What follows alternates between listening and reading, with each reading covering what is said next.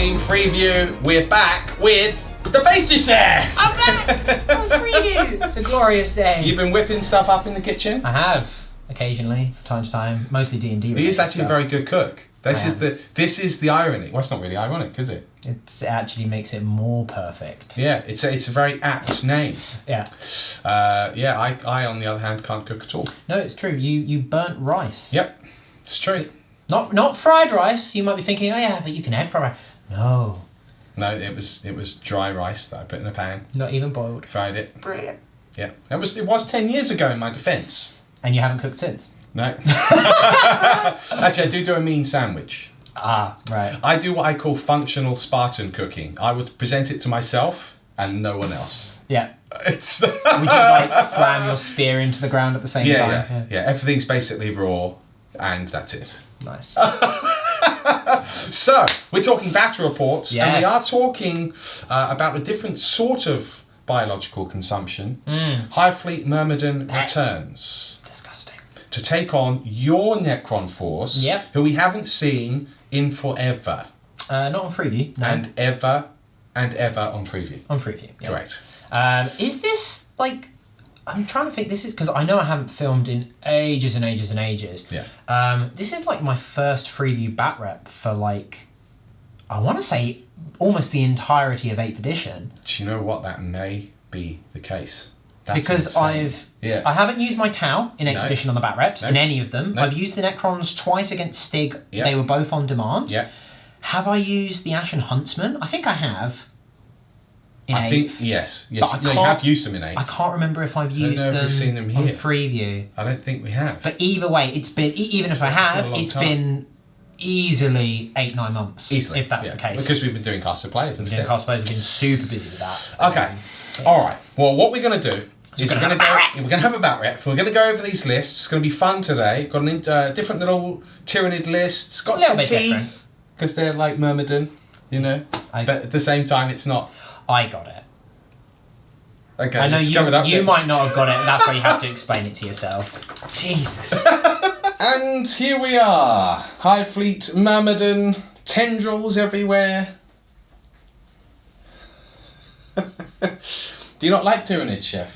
No, I do, actually. I think they're a very, very cool army. They are cool. It saddens me to see so many.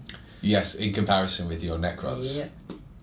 Oh, Necrons. Necrons really make me sad, yeah. Necrons and Grey Knights right now make me very sad. Oh, well. Probably the saddest. And then Grey Knight, then normal Space Marines. Normal just Marines, above, yeah. Anyway. But Nids are an interesting one because they do... It is funny because you have this backstory of this incredibly diverse, varied, flexible army that if you do see at a competitive level, they all look the same. But that's no different to any competitive. That's kind of normal across the board, isn't it? Yeah, that's true. So, I mean, this one looks a bit like a mix of your standard competitive stuff. Yeah. Hive Guard, Gene Stealers. Yeah. But you've gone for things that aren't as commonly seen in terms of like Tyrannifex. The Tyrannifex. Only one Hive Tyrant. Only one Hive Tyrant. He's not dual.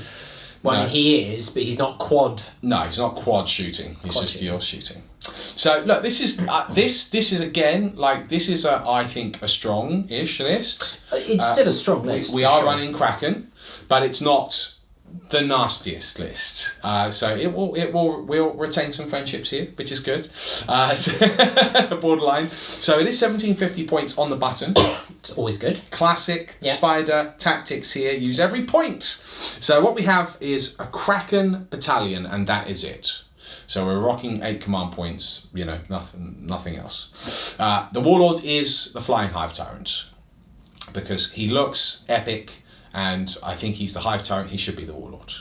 So no gamey tactics, hiding the Malanthrope and making him the Warlord. It will be the Hive Tyrant. And we have given him the Kraken Warlord trait one step ahead, which means that he can fight first in the fight phase, regardless of circumstance, which is nice. He does have one pair of Twin Link Devourers. He's rocking 12 shots.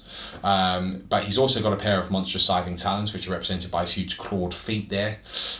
So he can fight and he can shoot. He's also got adrenal glands and he's got toxin sacs, so he can fight faster and he can hit harder.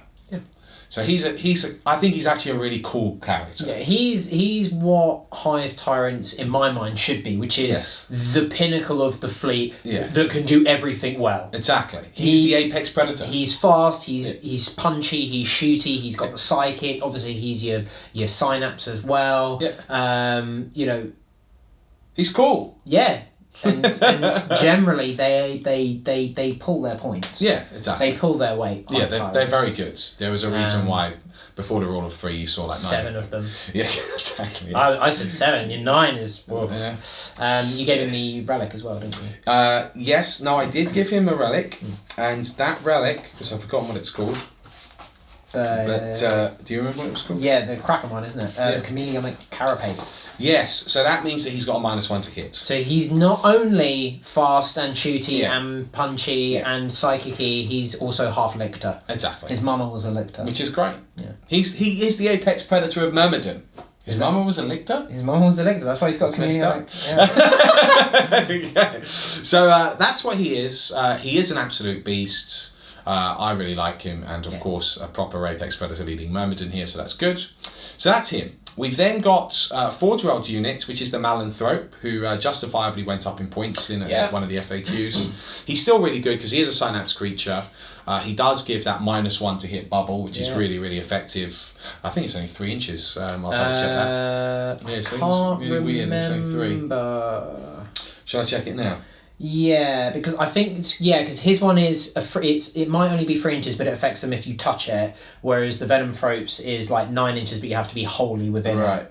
Yeah, it's within 3 inches. Yeah. Yeah. So I mean, it's still better than the Venom Thropes because he's only 20 points more. What is he? Well, the Venom Throats only work in a proper bubble against monsters if you've got a unit of 3 of them. Yeah, so you kill one and you lose the bubble on the monsters. Yeah, so... and they're 90 points in an elite, whereas he's HQ, Synapse, can't be targeted, and works against monsters regardless of like... So he's still the better choice, I think. Oh yeah, he's still the better choice. Yeah. Sadly. Yeah, it is what it is. So that's what I've got. I've got a Malanthrope. And then I've got a Broodlord. Psychic powers wise, the Broodlord has the Horror. Hive Tyrant has the Catalyst and Psychic Screen powers. So a bit defensive and also a bit aggressive as well. So those are the 3 HQs. Obviously Broodlord and Malanthrope come as they are. We then have in troops 2 units of 16 Gene Stealers. Nasty, they're very good. If you want to make it really nasty, you'd make them units of 20, it is possible. And then we've got 1 unit of 30 Termagants. So we've got like a super bunch of chaff there as well to run over objectives and shoot things. Huzzah! With my flesh borers. So, you know, that's quite cool. Then we've got, in the elites, 2 units of 3 Hive Guards. Again, you could get nastier by making 1 big unit to benefit more from stratagems, etc., but 2 units of 3 is nice. And then we've got 2 Tyrannofex with the acid spray, because it's really cool. It's very good. And they are good. The acid spray is good, and Tyrannofex is still good. It's just you tend to see the Exocrine, or realistically just more Hive Guard instead. Hive Guard. If you're going shooty, you're generally going... But you can put these guys in a Tyrannocyte, can't you? You can. It gets expensive. It does. But... Yes, because Tyrannocyte is like 130 points. Yeah. But you could deliver them that way. Yeah, it's an option. It's an option with you, because the acid spray is very good, but it's only an 18-inch.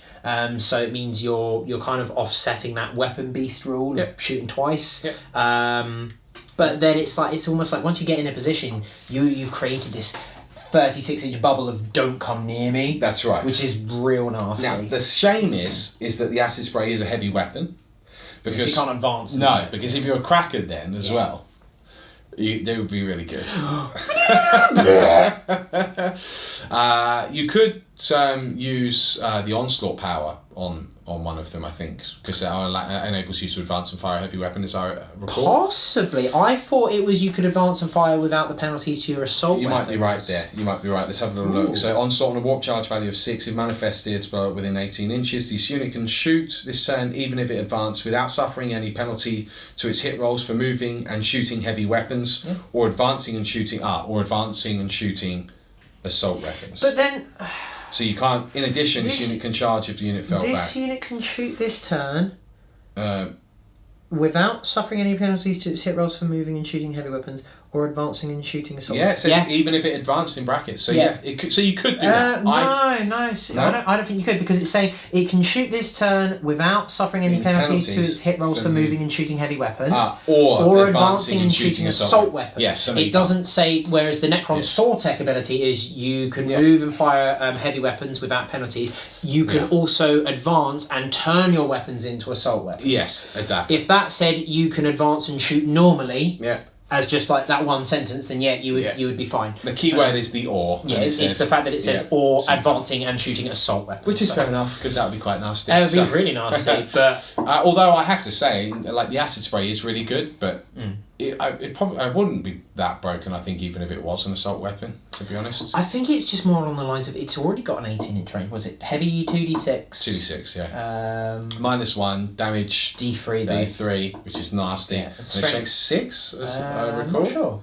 I think it's strength 6, yeah. It's beefy. It is beefy. Here we go, acid spray, strength user, and I believe the strength of the Tyranid FX is... It might be 7, though. He's a big one. It might be 7. He's a big boy. It might be 7. Let's have a look. It's actually 8. Is it? No. I'm just saying, that would actually be nasty. Strength is 7. But he strength degrades. goes down. So 7, 6, 5. Yeah. I mean, 7's a weird number because you're wounding most infantry on a 2. Because let's be fair, no one's bringing toughness 4 infantry anymore. But you know, if he doesn't move, he can fire twice. Right? Yeah, no, I know. So it's 4d6 basically. But it also means that it's sort of in that bracket of he's not an amazing tank buster. No, because he's wounding tanks on 4s or 5s more likely because Imperial Knights. Yeah. So. Yeah, I mean, but he does have. He's only got 3 up save now. They used to have a 2 up save. Yeah, they did. 14 wounds though, so he's still quite. And toughness 8. Yeah, toughness 8. It's pretty tasty. It's quite nasty against Necrons because strength 4 generally. Yeah. So look, that's it. It's 1750 on the nose. I do have some updates coming to Myrmidon very, very soon, which is cool. I do, yeah. Yeah, some very exciting updates, but more on that another time.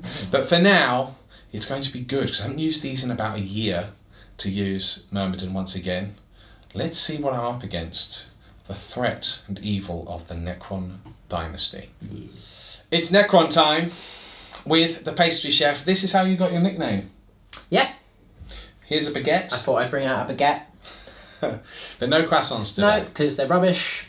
Yeah. No one uses Necrons. Anyone that says Yeah, no one uses Necrons. Preview, it's been a while. It's time for a rant. Oh, here we go. No one uses Necrons competitively. Anyone that says that they use Necrons competitively is a liar. They use free Tesseract Bolt. That's right. They're not using Necrons. It is technically It's Necrons. like anyone that turns around and says, yeah, no, I've got my Imperial Guard. I mean, no, you've got 32 Guardsmen and some Imperial Knights and some Captain Slams. That's what you've got. Don't kid yourself. You're not running Guard. You're not running Astra Militarum. You're not running Knights. You're running Soup. Yeah. That's only competitively. That's competitively. Now, in more hyper-competitive. In more sort of your casual games, Necrons still do quite well. They do have their faults, they do have their weaknesses, but there are a few glaringly bad ones. The Night Side, for example, is the worst transport in the game because it's the only transport that requires you to spend command points to not lose all of your guys immediately. Yeah. Whereas the other stuff, which is tough, is on a 1, you lose a single guy.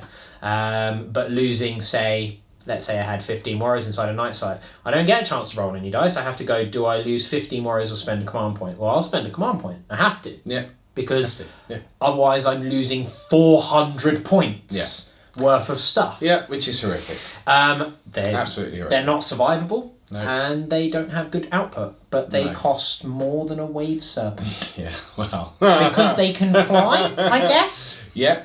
I guess. But they've lost their unique ability to teleport anywhere on the drop-off. Yep. Valkyries can still do that. Yeah. But no one's running Valkyries anymore. No. Because, again, they're just not efficient. Yeah. Now, the Ghost... I had a game with these guys on Thursday just gone, at the time of filming. And it was we were actually talking about this at my local store with regards to like ghost arcs and things like that. And I still think they're very good. I quite like a ghost arc. They've got the firepower of a 10-man unit. They heal the guys around you. They're quite fast. They've got a 12-inch move. And quantum shielding is a very cool rule for a start. It is. And you can catch some armies off guard with it. If they 100%. don't have the right tools to deal with quantum shielding, then they struggle to deal with it. You struggle to destroy the thing. Now, against this army, where there's a lot of damage 1 and D3 damage, it probably won't come into effect as much. No, which makes it a problem, because it relies on that, because of its toughness 6 and 4 up save. 14 wounds doesn't help it. No. So they're, again, and it's like that with a lot of Necron vehicles, because they are very cool in that they're so unique with that defensive ability. They don't rely on the high toughness. They don't rely on in-bun saves. They don't rely on, a good armor save. They rely on this quantum shielding, which ironically makes it so that your anti-infantry weapons are better against them. Yes. And especially in an army like this, where it's the only vehicle, it does make it kind of, a prime target. But at the same time, it's been a while since I've done a preview, and I thought I'd give you guys some baked goods. They are cool. Yeah, they are cool. I think one thing, for me, the Necron Codex, and we sort of touched on it very briefly, I've sort of touched on it in the last video as well, like Grey Knight, some of these earlier books, Space Marines. Necrons actually, if you look at the rules, have got some really cool rules, and on paper have the tools to do the business. It's just, there's a couple of things I would change. One, they pay way too much points in comparison with other armies, so you just don't get anywhere near as much, and the idea is because of reanimation protocols. It's tied into reanimation protocols, but it's too easy to get around. The problem that I have with reanimation protocols is they've reverted back to the sort of the 3rd and 4th edition way of doing it, which is the model dies and then it comes back to life. And it's very cool, it's very thematic, it's very fluffy, it's how they are meant to be. You look down and it's dead, and then all of a sudden it gets up. Comes up, which is awesome. They're meant to be Terminators. That's the whole point of the army, is they're meant to be the Terminator. The problem is, it's and this is someone who obviously uses Necrons. It is probably the most obnoxious rule out there, because it does either absolutely nothing, in which case you're paying probably, by my estimate, a good 33% more per model than you should be, or it is so infuriating to play against that your opponent doesn't have a good time. Right. It's almost... it's sort of spectrum, isn't it? So if you play against someone at 1,000 points and you're using Necrons, your opponent's going to have a bad time, because they don't have the firepower to deal with it. As soon as you hit about that 1,500 point mark, all of a sudden reanimation protocol just isn't a concern anymore, because you've got the firepower to do it. And then you start bringing in things like Knights, or 9 Basilisks, Custodian jet bikes, and the amount of damage and firepower that they can pump out is ridiculous. Now, I understand why they moved away from the previous edition version of it, where it was just a feel no pain save. And that's because they wanted to give that to Death Guard. And it made it a bit bland if Necrons had the exact same thing. And it would have done. But there needs to be something. But I don't know what. And that's the problem. And that's... Well, for me, I think... Because I think making them cheaper, but keeping reanimation the same, would make it more obnoxious, because now you've got more body... I mean, this is 1750 points here. Now, admittedly, I've got 5 race, I've got a Catan, if you wanted to do the proper Tide, but even then, no one's right. Everyone was going to... When the book came out, it was going to be 60 warriors and 3 ghost arcs and lords and cryptex. No one's running that, because they die. They die, They die so easily. I think if they were cheaper, though, I don't know, because you can still get around it, the reanimation. Even if they've got more. I think actually making them cheaper would probably be enough. Because if you've got more bodies, and I know that, yes, it could get obnoxious the other way. It depends on how far you go, though. Obviously you can't halve the cost. I would say, but in the absolute best case scenario, the Warriors would go to 11 points. Yes. Immortals would go to 16. So we're only talking 1 point drop. Your Death Marks would drop by 2 points, take them down to about 16. But a warrior is 4 points a model, right? Warriors. Sorry, I mean it's a 4-up save, right? 4-up save, toughness 4, 12 And points a model. a Space Marine is 11 points a model. 13 points a model. Right, sorry. A Space Marine is what in my opinion, should be 11 points a model. Yeah. That's what I was going to say, rather than 13. So, and they're currently how many points? 12 points. So let's say in the hypothetical world that you have Marines as 11 points. And then we make a warrior 11 points. Okay. So a warrior gets a -1 It's got the -1 to shoot. a worse save, and the ability to come back to But life. it's got the ability to come back to life. Yeah. I think that that's reasonable. That's comparable then. Yeah. Because that They've got slightly better aggressive output. yeah. They're also an inch slower, but I mean that's Okay, sure. neither here nor there. But slightly really. better aggressive output. Yeah. But slightly worse save. Worse But save. can be taken in larger units and Can be come taken back. in horde and can come back, which is a unique property for the army, Yeah. as opposed to your sort of they've got no special weapons. Right, yeah. When So- Space Marines would have a chapter tactic or Yeah, and obviously, but they would obviously have a dynastic code. Yeah. But it's when you get to the elite stuff. Now, I'm not saying that Wraiths need to come. I think Wraiths points wise are about right. Yeah, I agree. Wraiths are a good unit. And they don't have reanimation innately. No. You got to pay command points for that. Yeah. I think Tomb Blades are probably about right now, Yeah. coming in at about 30-ish points a model. Yeah, and they are very good. Destroyers at 50 points a model for the output that they do. They do good output, but they are still very expensive. If you compare what other armies... I mean, look, Destroyers are one of the good units in Necrons right now. Yeah. It's terrible to say. Something needs to change where you need to be able to get more for your bang for your buck. For sure. I think the Necrons suffer with the elite stuff and their vehicles. Yeah. Because, again, you have that... Yeah, I mean, a Ghost Ark is 160 points. And that can completely negate certain armies. Yes. But it's... And this is just, I think, a thing with the Necrons as a It's whole. 160 points. 160 points. Yeah, I think it should be like 120. But then I think all transport vehicles should be a lot cheaper. Well, yeah, As I a think whole. Rhino should be cheap. Not Wave Serpents, though. No, Wave Serpent should go up. No, Wave Serpents... I would put the Wave Serpent up. I don't think it's Wave incredible. I don't think Wave Serpent should go up, but I think the Serpent Shield shouldn't be constantly active. It should be a once per game thing that you go, I'm going to activate this at the beginning of your shooting phase. So you would change the rule it has. I would change the rule. Okay, yeah, well then if that's the case, then sure. Yeah.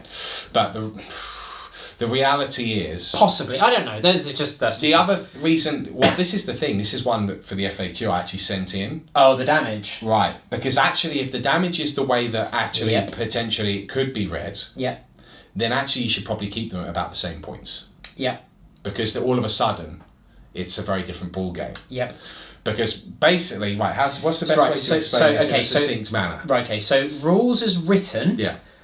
you roll each individual attack separately. Yeah. So that means that, let's say I've got an entire unit's worth of autocannon, so I'm doing 2 damage. Yep. Rules as written, I need to roll all of those separately against a Wave Serpent. Yep. And that the Wave Serpent rule It's is reduce the damage by 1 per attack. per attack. Okay.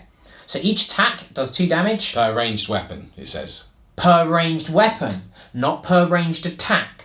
So the one weapon firing 2 shots, Yeah. rules as written, This is written.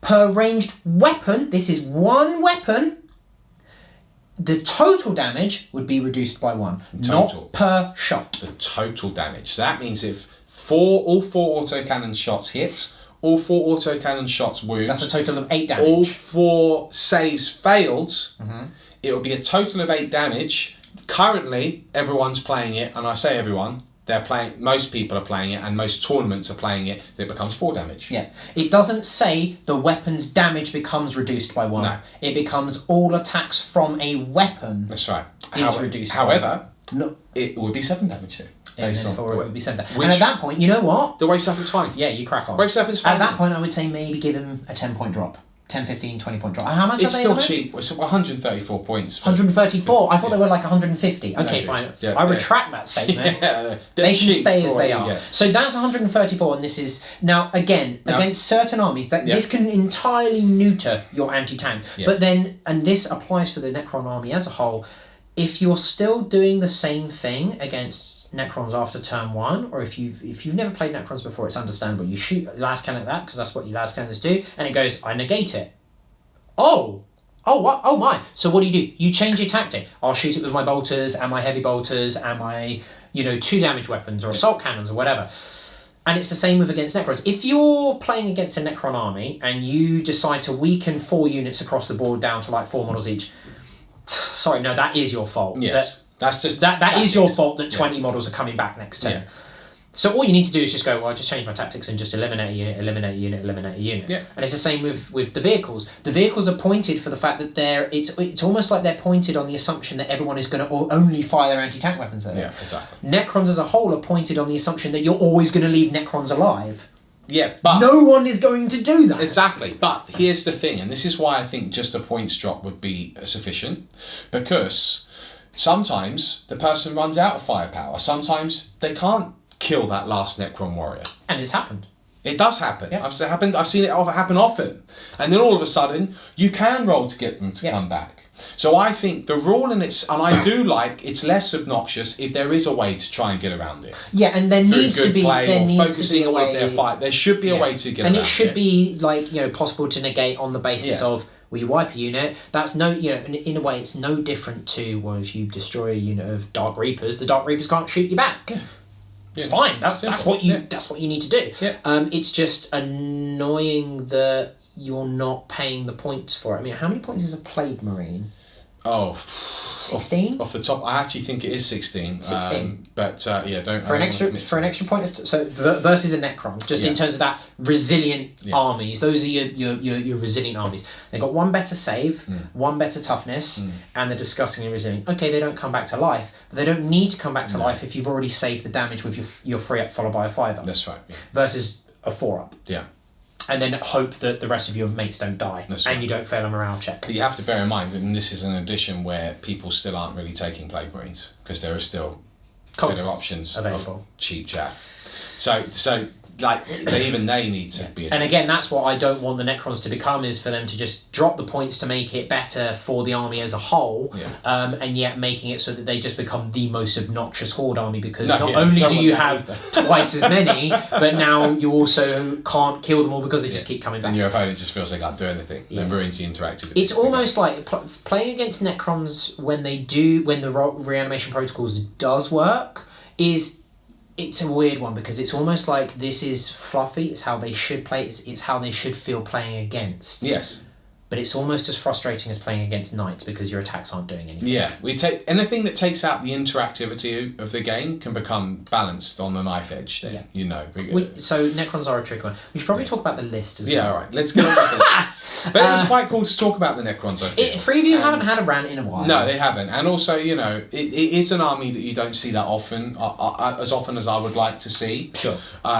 Because they are really cool in the 40k universe. They're one of my favourite armies from a fluff perspective. Yeah. I know a lot of people rip on the 5th edition Matt Ward fluff. It's actually the only bit of Matt Ward fluff that I like, because he gave them character. I know you prefer the automatons, the old automaton inscrutable. Well, I find it more frightening. Slaves. I find it more frightening.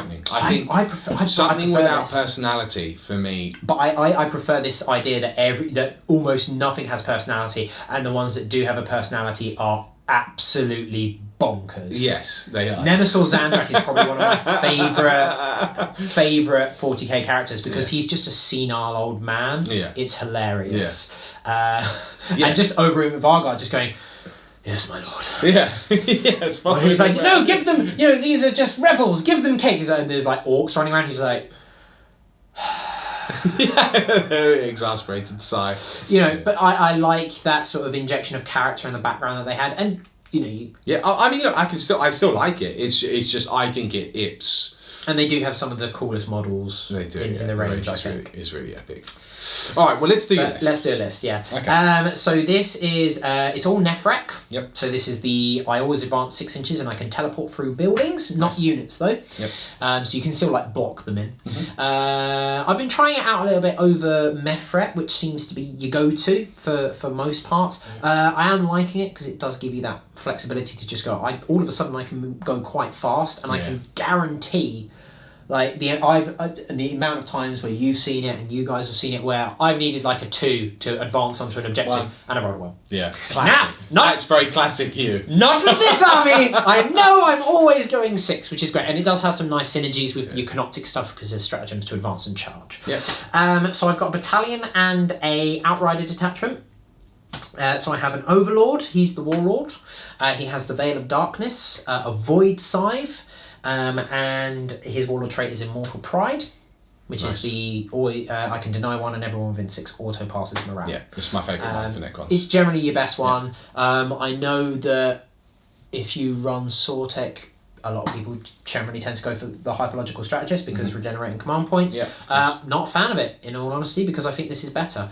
Because you just automatically save 2 command points by not having to spend them on running away. Because if your models run away, they can't reanimate. Yeah, it synergizes with your army rule. Which it does. If you aren't running blobs, if you're just going like absolute bare minimum 5-man warriors of immortals to get the minimum battalion. Yeah.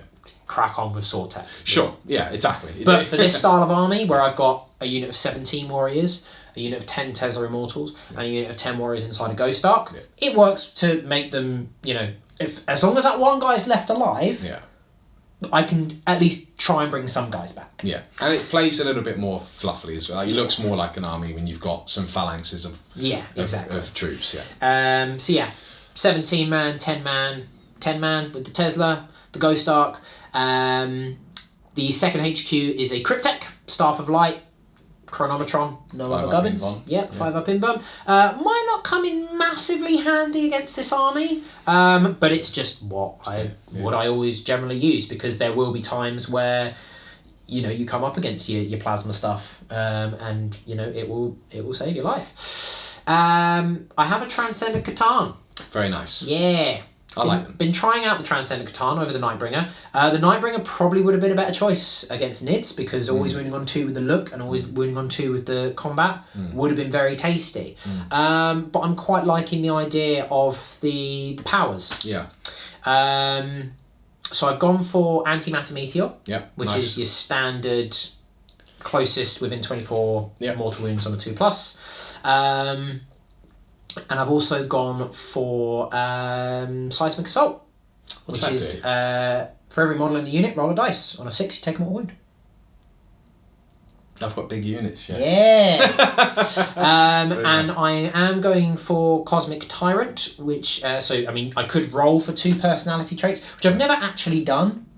You know what? You're going to roll for it? I'm going to roll for it. Let's do something fun with it. Because normally Cosmic Tyrant is you can either roll 2 or you can pick one. Yeah. The downside of rolling 2 is obviously it's random, and if you roll a duplicate, you do not get to... Are you going to re-roll it? You don't re-roll it. Oh, unless you want to spend a command point. Oh, I'll need to check that actually, because I think it's done pre-game. I think it's done pre-game. I don't think you can. So I don't think you'd be able to, because it's not done in They deployment should phase. let you re-roll it if it's a duplicate. Come on. Which is a shame. But but there are times where you can get some absolutely horrific stuff. I'm going to let you re-roll it if it's a duplicate. Well, we'll roll it on camera. It's a house rule. We'll find out. You'll re-roll. You can't have a duplicate. You can get some really grim stuff with it. I mean, another one which is a really nice one is +1 tool saves. So it gives him a 3-up invuln. Great. Which is really nice. Good. He's a Catan. Yeah, he should be. Shard of a god. They're 225 points. Yeah. Now, generally the Catan does one of 2 things for me. He dies horribly and does nothing, or he absolutely spanks the battlefield. Yes. There are no in-betweens. Yeah. Whenever I've used the Catan. The official which makes it really good fun. Catan model is the green. It's the one from the obelisk, so it is, I don't want to spend £70. It's the one that I've got. Yeah, I don't want to spend £70 on the obelisk, which I'm never going to use to get the Transcendent Catan, and I don't want to go to a bit site which are charging £50 for it. Wow, okay. So what I am going to do is because on the basis of size for this guy, because he is a bit too big, both base-wise and size. It doesn't matter so much in terms of a friendly game, but because I'm taking the Necrons to the GT and I am using a Transcendent Catan, I am going to use a slightly different model. I'm thinking of the Morghast Archai, Nagash's bodyguards, because they're more closer in size. They're sort of like that, which is about the right height. Yeah. Nice. And that's just to prevent any accusations of I'm modelling for advantage so I can look over stuff. I mean, vice versa, you could see him, but then obviously he's a character with less than 8 wounds. Now, somehow. Incidentally, if you want a Transcendent Catan, I can give you one.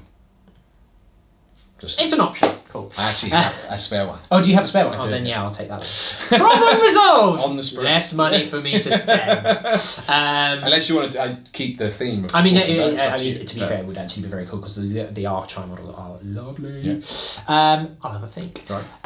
But in the meantime, I'm using the Morghast model. And then in the Outrider detachment, I have a Lord with a war size. So this is a normal Lord, not an Overlord. So this is the reroll 1s to wound bubble. Copy that. Only on infantry though. Not on that, or that, Shame. or him, Shame. or them. Shame. Ding ding. Shame. Ding ding. Shame. Ding ding. Anyway, 7 Scarabs, 5 Wraiths, Yep. no whip coils, Sure. and 6 Tomb Blades with Nebula Scopes and Shield Veins. Nebula scopes for the ignore cover. Yeah. Yeah. Exactly. Yeah. So Very nice. yeah, it's only 2 points. The Shadow Loom, which is the 5-up Invan, is 5 points. I want to say. Yeah. It's nice, but if someone's shooting plasma, overcharging it at them, they're not shooting the Wraiths, so it's fine. Yeah. In a way. And with their points drop with the Codex, it's quite nice. But you can only take the Nebula Scopes or the Gloom something or other. No. Shadow Loom. That's Shadow it. Loom, yeah. And I've always found the Nebula Scopes come into effect more, primarily because with the Shield Veins you need to be hitting -3 before that invuln even comes into effect. Yeah. And at that point, if someone's overcharging plasma at a unit of 6 guys, even a 5-up's probably not going to help. That's fine. So Exactly. I'll take my chances with a 6, I guess. Yeah. But that is 1750 on the nose. It's very nice. I think these are 2 relatively balanced lists. Yeah. So it I should think be a really fun game. yours does have more teeth. Oh, mine's got more teeth. But I think it's that's a stronger codex I think it's overall. just a stronger codex overall. But it's not. It's not. You certainly can. You certainly can. I mean, with the Catan and everything, yeah, you can cause some problems for It'll me. be a fun game. Yeah, that's the main thing. That's what we're let's here for. Get into this then. It's the mission. We're probably about 45 minutes in now. I don't know. You might want to edit in a little skip to the. Well, I could. list. Well, they'll never know. Oh, if they saw a static transition, it means that a rank was cut. Right, It actual should go up game. next. Welcome to this deserted Imperial outpost somewhere in the galaxy, perhaps deep within the eastern fringe, an Imperial colony that has now long since been abandoned. You can see the old food mart there, the tattoo parlour, here a bar where perhaps the citizens would kick back and relax after a long day's work in the mines, getting those precious resources for the Imperium. But on the horizon we see an ancient evil, the Necron menace. What's your dynasty called, Chef? The Inak Dynasty. The Inak Dynasty has descended on this planet for reasons unknown to find not citizens of the Imperium but Myrmidon, its presence here strong and slowly but surely stripping this planet of all natural life and resource and consuming it for the great power of the hive mind, so that we will spread across the Imperium, destroying it as it should be crushed utterly. Now, after that speech, Chef, It's beautiful. it turns out that you have the +1 to go first. I do. Which is weird. So the mission is a Maelstrom of War, again for your viewing pleasure here, folks, using these mint tabletop tactics objectives. Yes, they're available for sale on tabletoptactics.tv. Are they also literally minted? They are literally minted. So what we have here are 6 Maelstrom of War objectives. The final one, for your viewing pleasure, is over here. And there's one hidden underneath these Hive Guard as well, for you sports fans. Now, what we're playing is Targets of Opportunity. So that is a chapter approved mission. It is the one where we draw 3 cards a turn, and any that we do not achieve are automatically discarded in our next player turn. Yeah. So we will need to achieve as many as we can, as fast as we can. There is a stratagem as per the mission where you can retain a card, as I recall. 2 command points. 2 command points. So this will be fun. This will be a lot of fun. We can see the Hive Guard deployed here, screening out with Termagants, Gene Stealers ready to counterattack, the Apex Predator himself of Myrmidon, the Hive Tyrant there, just behind the Malanthrope, providing those horrible misty spores to make him even harder to hit. Now, we've determined the mission. It is now time to determine who goes first. Chef, would you like me to roll first or yourself, sir? You can roll first. I shall roll first. For the Hive Mind, I roll a 5. It's a strong opening. The Chef There we go. rolls a 2. Becomes a 3, but he does have the opportunity to seize. May as well. He may as well, he says. Oh!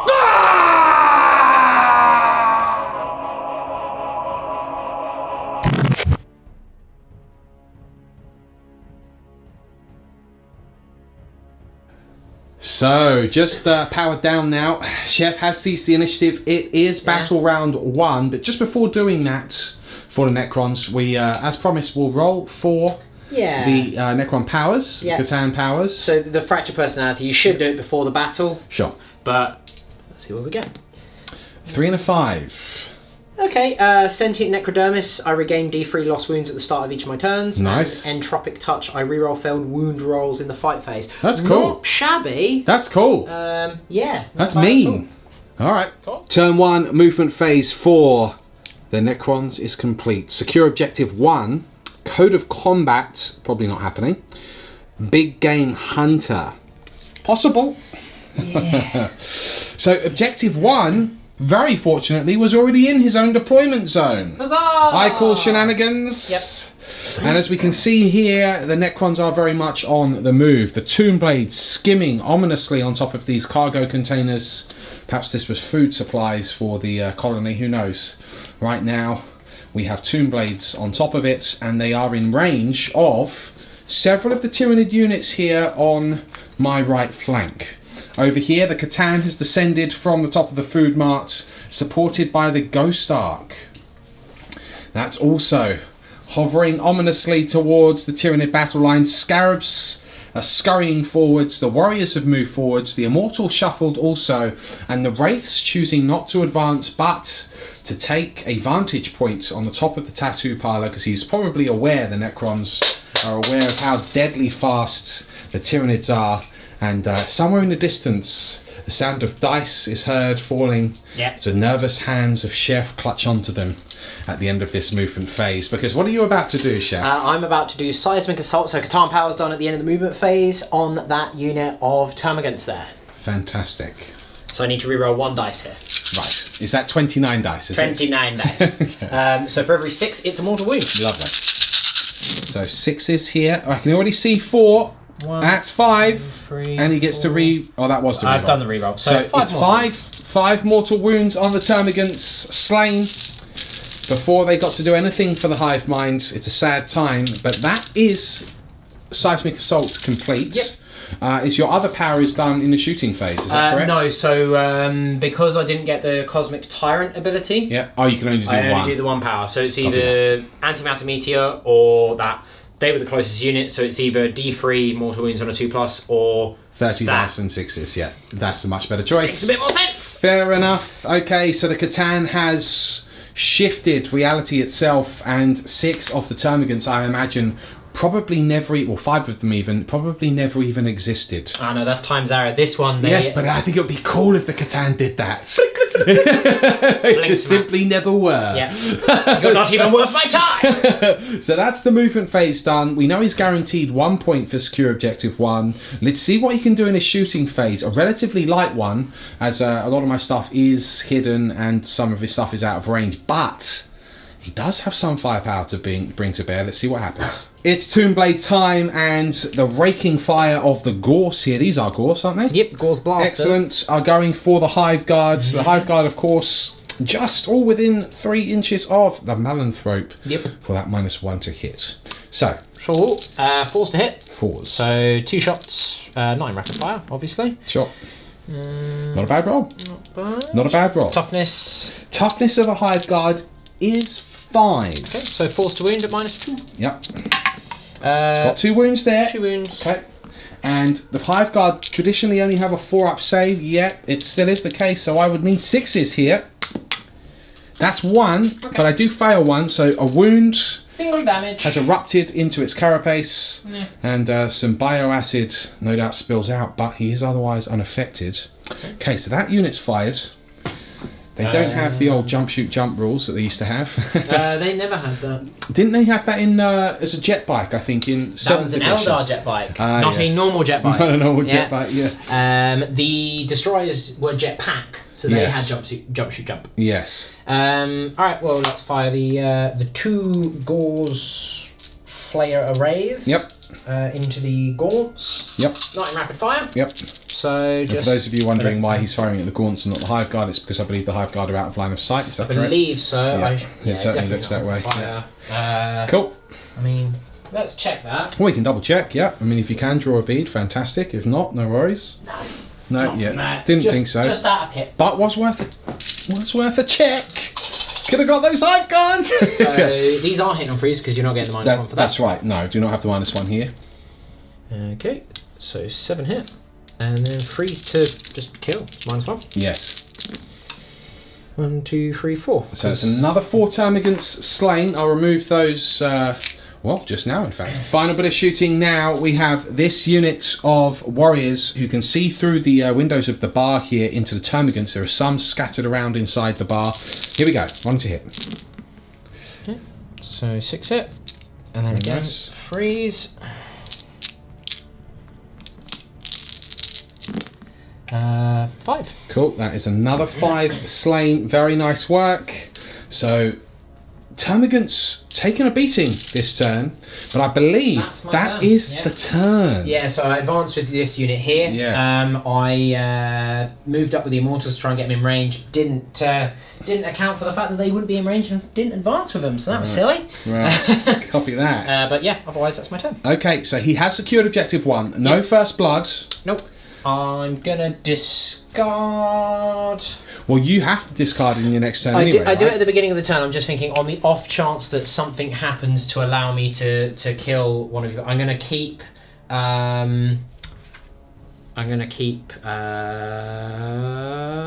Big Game Hunter. So you're spending 2 command points. No. I'm going to discard Code of I Combat got now at you. the end of my turn. I got you. I secure objective 1. I'm going to keep hold of Big Game Hunter until the beginning of my next turn, just in case you decide that something goes horribly wrong Sure. and one of your monsters dies. Sure. Stranger things have happened. Yeah. Okay. Right, that's turn 1 for the Necrons. It's now turn 1 for Myrmidon. Let's see if we can do some consuming for the Hive Mind.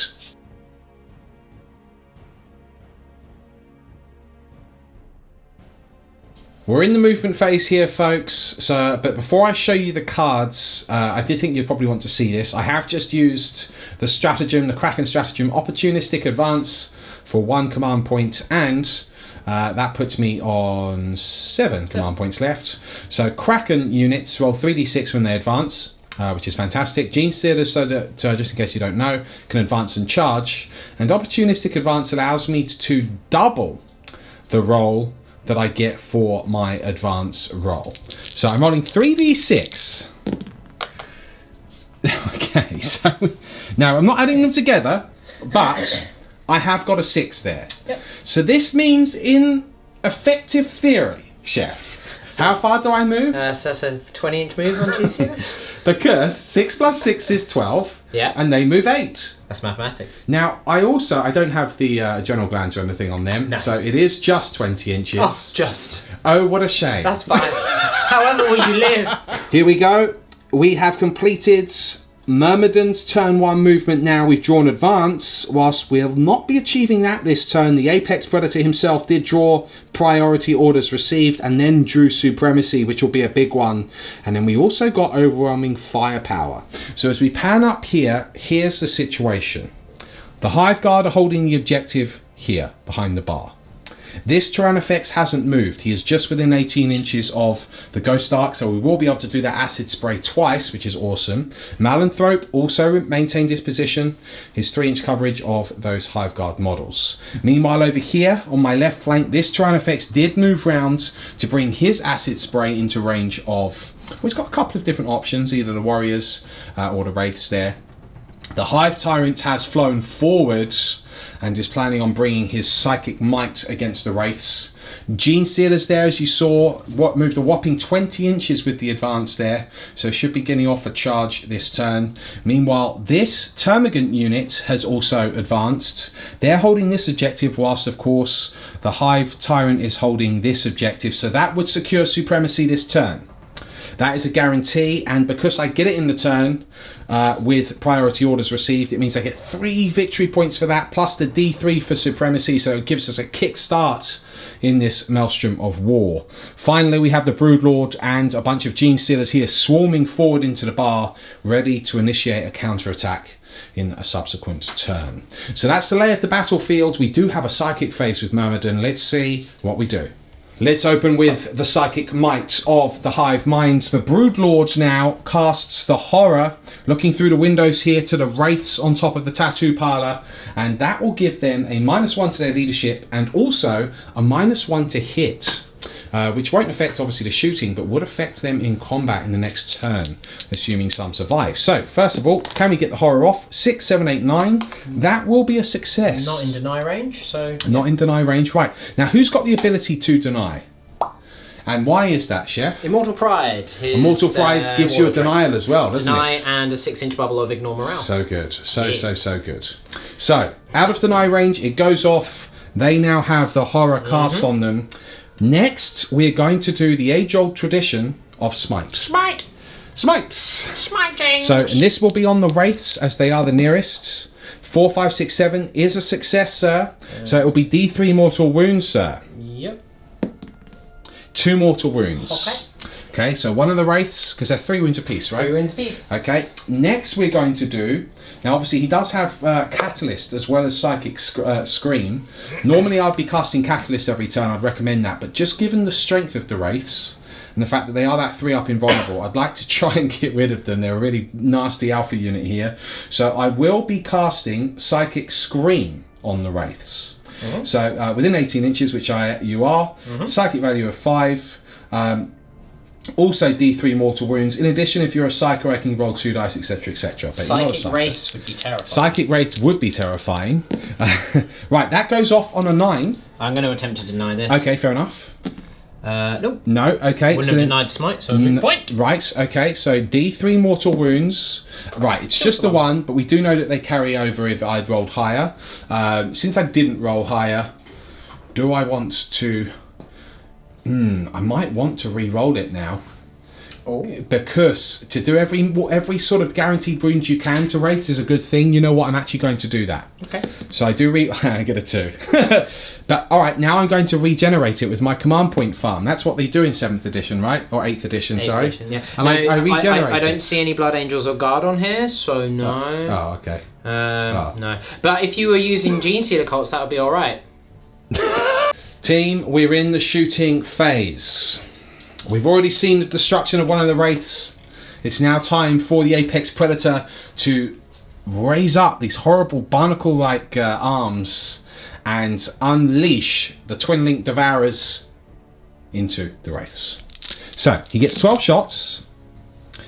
Very nice. Average there. He does hit on 3s, not 2s. Yeah. If I remember correctly. Yeah, it's been a while. 2s, isn't it? Yes, and yes, I am right. It's been a year since I've used Myrmidon. Sacrilege. Right, okay. Right, now, you are toughness 5, is that right? Toughness 5. Right, so I wound you on 3s. Yep. So let's remove these ones here. So that is 5 wounds. Oh, I've happened to pick up 5 dice. Perfect. 2 wounds go through. Okay, so doesn't kill one. Doesn't kill one, but one is on the precipice of death. We now move on to the Tyrannofex himself. The acid spray, this horrible biocannon rains bioacid down on these Wraiths. So how this works is there's 2d6 shots, 6 shots, fair enough. And they are 6 hits. Yeah, it's a flamer. Now, if anything, I could be tempted to re-roll the 1 there to try and get as many hits as possible. Ooh. That would reduce me to 5 command points, and things would start getting silly. But you know what? At this time, I'm just going to keep it as it is. It's 6 shots, because I've got more important stratagems to do. Let's hopefully get some wounds on you. I'd be happy to kill another Wraith here. Right, so we are strength 7, so 3's to wound again, and we do get 5 wounds. Right, 5 wounds again. Now, this ignores your phase shifters, I'm afraid. No, it doesn't. You haven't heard that? Yeah. Another 2. Okay, well, that is another 2. So 1 is killed, and it's D3 damage here, isn't it? Ah, okay. Okay, so this is where stuff gets interesting. Sure, yeah, so the first one will just kill First one just kills 1. Now, if I roll a 5 or a 6 here, Chef... Well, don't.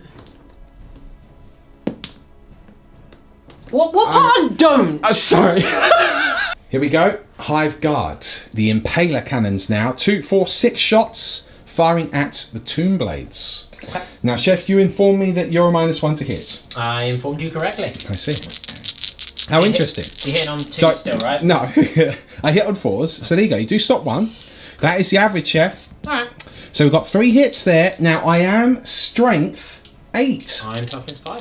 That is very controversial. Okay, that's 3 wounds. Not controversial enough, Now, this is -2, Chef. -2? Yeah, it's -2. Ridiculous. Alright. So I've given them shield veins, which is a 3 up, so it goes to a 5 up. Okay, so you only need to make 3 saves then. So I will make 0. Oh. Yeah, that doesn't even add to a 5. It's insulting. Okay. Right, now these are D3 damage. Okay, I got 2 wounds to pop. Okay, so the first one kills 1. Yep. The second one kills 1. Yep. The third one kills 1. Okay. So that is 3 Tomb Blades destroyed in the first salvo. Controversial. Alright. Interesting. Do you know what? I'm going to keep this rolling, Chef, because I'm going to move on to the second unit. Sure. Who is just going to fire at the same target. Yep. Because those Tomb Blades are exceptionally annoying. They can be. And they can be very good. Can be. So we're going to fire at you again.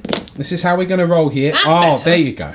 I feel better. That's what happens. I feel convicted. When Lawrence, the Cheese Lord, Yeah. Continues to roll good dice. Eventually, he will crush himself. Yes. Tyrannofex time now. It is acid spray. Now he was stationary, and we will go on the Ghost Arc. However, quantum deflection. Controversial here. Could be. A further -1 to the roll to see if he can deflect any of the damage. We don't like that. Right, 2d6 shots, or I should say 2d6 hits. That's a 9. Okay, this is the first salvo, by the way. 2, 4, 6, 8, 9. Now we're strength 7, and he's only toughness 6. So 3's to wound. So 3's to wound. We drop 3 here. Okay. And that is obviously 6 there for, and the minus on acid spray is just the -1. Okay, so 5 ups. Yeah, again, you've only got 4 up save. Why? Anyway. Well, I mean, I am basically empty. I suppose you're open top. I suppose. I'm open just top, want but I'm more. not open top. I look at the inside can't Necrons. shoot out. Exactly. The irony continues. Right, okay, so that's 4. Okay, so Failed. D3 damage. Now, D3 damage. So I have to do these one at a time. Well, it doesn't really matter. No, it doesn't matter. So, that's, 2, 3s, 4. Okay. Oh, come on! That's All 4. right. That's 4 6. Okay, so I'm subtracting 1 from each of these, though. Well, so do you know? I think it's funny that actually that might be the best roll for you. Oh yeah, for sure, sure. Yeah. Okay. Oh. So, but that becomes a 3, and thus is negated, and that's negated. So 6 damage. Okay. I'm down to 8. Okay. 6 wounds, and I just to confirm, I did roll 4 6s in a row. Yep. He's a git. Unbelievable. Okay, I just need to. It's stop. not unbelievable. It's you. Yeah, that's me. Yeah. Okay, right. So right, that is interesting. Now I've got the second salvo, Mr. Chef. Yep. So he fires the acid spray again. There you go. That balanced things out. So 5 hits there. 1, 2, 3, 4, 5. I wonder if I should. No, I'm not gonna. I need to save my command points for more dangerous stuff. Right, that's the wounds now. I only wounded you twice there, Chef. It's okay. Failed both saves. D3 damage. A 3 and a 2. So on the 2, okay, goes through. So he loses 2. That doesn't go through. So he loses another 2 wounds. Interesting. So he's lost 8 wounds in total. Bear with me 2 seconds. Okay. What are you thinking? The quantum shielding, I think I have to roll under, not equal to. So okay. I we would should have check taken that another then. 3 wounds. Okay, let's double check. So yeah. Now that would normally mark the end of the shooting phase. However, Myrmidon is devious and the Tyranids have some very powerful stratagems at their disposal. I will now use single-minded annihilation. This Hive Guard unit will open up and fire again, but this time, instead of at the Tomb Blades, we'll just have to live with the fact we only killed 3. We do want to at least guarantee first blood, and we do want to get rid of that Ghost Arc, because it can bring quite a bit of firepower to bear at short range as well. So, let's do this. Yeah, we were right about the quantum shielding. You've got to roll less than. So the wounds have been adjusted. Yes. So I've taken the extra 3 wounds, which probably influenced your decision to shoot at it. Well, exactly, because I think if it had, it would have had 6 wounds left. Yeah, I think I'd probably tough one there. Go for it. Maybe, yeah, it's a tough. You're hitting but on freeze, now when it's only got 3, yeah, I feel a lot more confident now. It's only got 3. You see, right? That's 5 hits. Yep. Also, what influences that I knew this wasn't a -1 to hit as well, so I was much more likely to get first blood from it. Yeah, for sure. Then to wounds. Yeah. Okay, so 4 wounds. At -2. It is -2. 6s. Right. 1 is saved. Oh, well done. 3 okay. go through. 3 go through, you say. Okay. So these are just D3 damage. So a 3, a 1.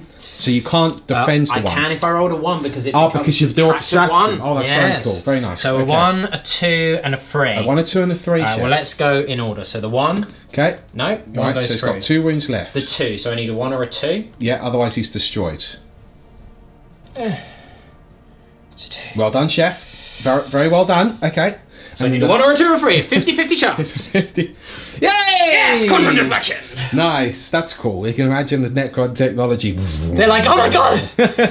More power to shields! It's like, okay, it's so a little like sort of brownie orange frog man there, just going. It's a trap. Right. So okay. So he does survive. Very nice. Just about. Very, very nice. Interesting. Haven't secured first blood yet, folks. So it does bring it to the charge phase next. Let's see what I can do there. Here we go, charge phase. The first of the charges has been declared. It's the Gene Stealers against both blobs of warriors. Now, incidentally, some of you may have said, why haven't you fired your flesh borers? Well, I forgot, in all honesty. I did advance them. I would have only been hitting on 5s, but look, that's my mistake. We'll move on. So we're just going to do the Gene Stealers charging into these warriors here. So here we go. Overwatch. 13 from this unit here, 3 of which are in rapid fire. Okay. Nice, 4 hits. Can I get wounds? Toughness 4, yeah? Yes. 2 wounds, so just your 5 up in one. Was that? I thought it was a 3, 3, and a 1 and a 5. Or have I? Yeah, it was only 1 wound, yeah. Oh, 1 wound. Okay. Yeah. You said 2 wounds. You said. Oh, did I? Oh. Yeah, we got very confused. I meant 1. You meant. I apologise. Okay, so one save of our lightning reflexes, and then we have the second blob now. So these are all in rapid fire, so I'm just going to roll this twice. Okay. So we've got 3, 4 hits there. Very nice. And then we have 4, 5, 6 hits. So 6 total. Wounds. Yep. Oh, that's nice. 5 wounds. 5 wounds. So right, I've 5 up in buttons. Got 5 dice here. I do make 1 and I fail 4. So 4 Gene Stealers are cut down. I'll remove them from the back. Of course. Cool. Right, now we get to charge. I'm not sure exactly how far. Well, I've rolled a 10. That will certainly make it. You're definitely just out of the second unit. That's fine, because I had a cunning plan with this. I had to declare the charge in order for me to pull off the stratagem, but I'm considering, you see, making them fight again if I wipe out the first blob, and then I'll pile into the other one. Sure. Because you can only actually, if you engage that stratagem where you fight twice, you can still only fight against things that you declare a charge against. Makes sense. So that was the method to the madness. Sure. Yeah, so I took a risk. I mean, if you'd have made the charge, it would have been fine. Irrelevant anyway, yes, exactly. But the idea always was, I'll do all of my attacks against the big blob, and then hopefully if I kill them, then I'll fight again. Sure. Alright, so let's see how we go. Folks, this is it. We've charged in, we've piled in, just so you know where we're up to, and we're about to roll this sea of attacks. This, in fact, is still only 9 of those Gene Stealers, because they're 4 attacks each, being over 10 models. So I've got another 12 dice to roll after this. It's a good thing you have ham hands. That's right. That's right. As Mr. Beard likes to say, I have ham hands. So here we go. I'm removing these misses. I wonder if it is Probably 12. about 12. Then. 3, 6, 9, 10, 11. Okay. So all of these. And one more. And get rid of those. And then I've got one more to roll. Cool. So all of those are hits. Ouch. Now the strength of the Humble Gene Stealer is 4. Humble. The Humble Gene Stealer is 4. However, each time he rolls a 6 to wound for the weapon, it's at -4. Fine. So I am only wounding you on 4s here because I'm not within synergy buff of anything at the moment. I don't think there's anything that gives you a strength buff. Well, I get, I think, a +1 to... You get +1 to hit. Swarm with a Lord gives me, yeah, or Brood Lord rather. Right, I'm going to roll these a pile at a time. So this pile. So there's 2 6s there. 2 6s. Okay, so just bear that in mind. Plus, I'll put these wounds in. But that wasn't a fantastic roll. That wasn't a 6. It was a 3 or something, which I knocked over. Okay, and then I need to roll all of these. Yep. The 6s are in there. The 6s are in there, yes. Okay, no, that's fine. I've kept the roll exactly as it is, Mr. Chef. Cool. Okay, so, right, we've got some more 6s here. So what we're looking at is... It's a problem. It's a problem, yes. So all of those normal wounds at -1. Okay, so that's 5 dead. That was a wound. Right, that's 5 dead, yes. Alright. And these are at -1. So I will live with 1 guy. So -1, so 5 ups. Ooh. It's made 1, 2, 3, 4. Okay. So that is 12 dead. Right, so 12 dead. Now, the unit is still alive here at this point. But it's at this point that I will... Okay, so when... you'll get to hit me first. Yeah, so does it happen at the end of the fight phase? I'm going to double check that right now. I believe it's at the end of the fight phase, but this has already informed me that I will, of course, be doing the, I think it's called Adrenaline Surge. Yes, use this strategy at the end of the fight phase. It's the end. Okay. Select a Tyranid unit from your army, the unit can immediately fight again. Okay. So, I mean, it will put me only down to 1 command point. Sure. And a lot of people might think I'm nuts for this, but with Necrons, I think that you, one, need to ensure that you get the kill where you need it, because otherwise they'll get back up and they've wasted your turn. And 2, getting rid of all of that firepower would be rather significant at this stage. So okay. We've only got 5 left, because remember guys, the morale, he's immune to morale now because of the awesome Warlord trait, so that's not going to be an issue for him either. But you do consolidate first. Yes, I do. So let me do that. So folks, we have now consolidated. It is now time for the chef to hit me back with his warriors. And please note, the other unit is currently in combat as well, so he could choose to pile in with them and do some additional attacks as well if he wanted to. I may as well, because why not, right? Why not? Yeah. Because you know my intention is to probably hit you again. Yeah, I mean, I could safely surmise that anyway on the basis of the fact, I mean, because you would declare it at the end of the fight phase, yes. But I would safely assume that you would want to not allow me to regenerate. It would make sense. As that would be the optimal thing to do against Necrons, is to stop that. That's right. Those shenanigans. That's right. So I have 1, 2, 3, 4, 5, 6, 7, 8, 9, 10, 11, 12, 13, 14, 15 attacks there. So I'm just going to do them all at once. Yep. Because they're all identical in terms of stats and outlaw. Sure. You need some more dice? Yes, please. Let's turn 15. Right. So I'm hitting on 3s. Yes. And Nice. not bad at all. Nice. I'm wounding on 4s, but I am re-rolling 1s because of the Lord. This is the Lord, which is very cool. Your Lord's will be done. Did get some ones. That is 1, 2, translate. 3, 4, 5 saves. Not no bad. minuses. Not bad. So I passed 2. That is the average. I failed 3. That is 3 Gene Stealers dead. That does get you below the 10. That does get me below the 10 though, which is significant unto itself, because that will reduce the Could be important. the Gene Stealers there, exactly. However, I will now, of course, activate my Adrenaline Surge. That leaves me on 1 CP, and I'm going to get some dice and work out who I'm attacking. Team, we're doing this. Now, we're actually going to do all of the attacks against the 5-man warrior unit, because I don't want to split these attacks. Obviously, ideally, I would have liked to have wiped them out in the first salvo. Which would have been lucky, admittedly, anyway, but if we'd done that, then we could have gone for a second unit. As it stands, I need to guarantee a kill, and I do not want any one of them to be alive. Now, the reason I was looking at these dice, so these are the dice that I can't fit into my single hand. So I'll re-roll. I'll roll those dice afterwards. Now remember, I'm only 3 attacks apiece now. Only. It's almost insulting to say. So look, I'm very happy with that decision because I did miss with quite a lot. There. Now don't forget I had this I couldn't fit into my hand. Cool, they all do make hits. And then we roll 2 wounds. This 5 warrior Necron, Mr. Chef looking here, trying to psych out the dice. Yep. And I open with 4 6s, so that 4 is 6s? Yes, 4 6s, Mr. Alright, Chef, cool. I'm afraid. So how many? So that is 4 dead, and then although only 2 wounds. Alright.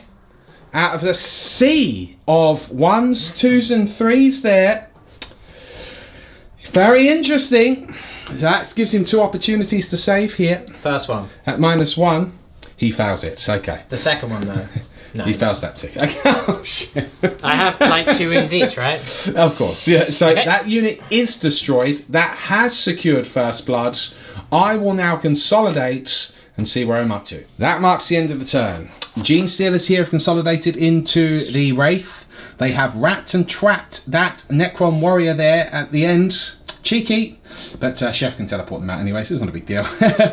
Just looks cool. So there we go, we're spread across the battle line there. Now we do need to roll for Supremacy because I did secure that for D3 points. It is 2 points, plus I got priority orders received. That puts me on 5 points, plus First Blood, 6 points. My one!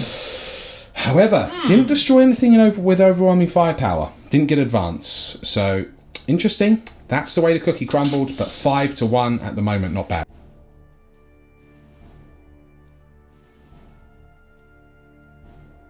It's turn 2 for the Necrons, and he has mission critical objective, which he rolled number 3.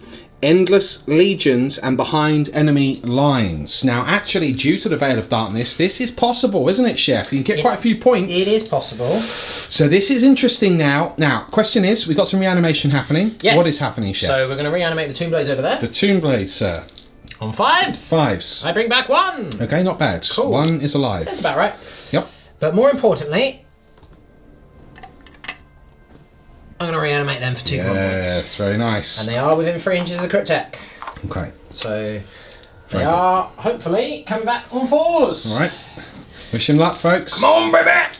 That Wraiths. is 1! I didn't even need the crit tech. Do you want a CP roll 1 to try and get another? I'm not spending 3 command points to bring back maybe a Wraith. Oh, Chef, you rolled. I don't know why I so rolled bad. 4. I only lost 3. My apologies. Oh, okay. Oh, yeah, good point. Yeah, there's only. Yes, good point. Oh, well, it's fine. I'll re-roll that then. Okay. No. You get 1 back. Don't worry about it. These things happen. I ignored the 4th roll. Okay, so, right. So that is 3 Wraiths. Okay, well, at least he's got 1 back. Would have been nice to have 2. But, okay. It's the way the cookie crumbles. That heals wounds. That's it, though, isn't it? Yes, Living Metal. That's on 4 now. Very nice. Was that on 2? I got it down to 2, didn't I? You did, yes. So okay, it's on so 3. All right, very nice. So yeah, you did the 1 wound from the... Yeah, it's my fault because I think I knocked that when I was doing my Gene Stealers. So, classic Lawrence, hands. Right, so that is it. Interesting. He's got a significant movement phase ahead because he has the ability to take points this game now. Let's see what he does. It's, I believe, Veil of Darkness coming up shortly. Let's see. Necron Sports fans, the movement phase is complete. The Catan has hovered over this wall, or perhaps just shifted through time and space through it. The Tomb Blades have gone down here. The Scarabs have advanced, however, they have spent a command points to use your Dynasty's stratagem. It's not. It's just a generic Necron. Oh, is it a generic one? Yeah. Ah, okay. So it allows you to advance and charge, correct? Yes, Cool. wherever it is.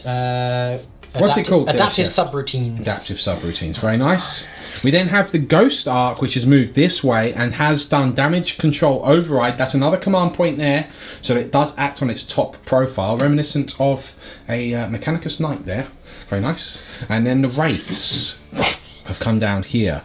Looks like they're eyeing up the Tyrannifex more than the Hive Tyrant, but we shall see. Yep. More importantly, your lords and his immortals. They went by! Yes, the Veil of Darkness over here to Objective 3. Significant. Should also be noted that My Will Be Done has been activated on them as well. Oh, yeah. So, Chef does have the opportunity to get Mission Critical Objective here.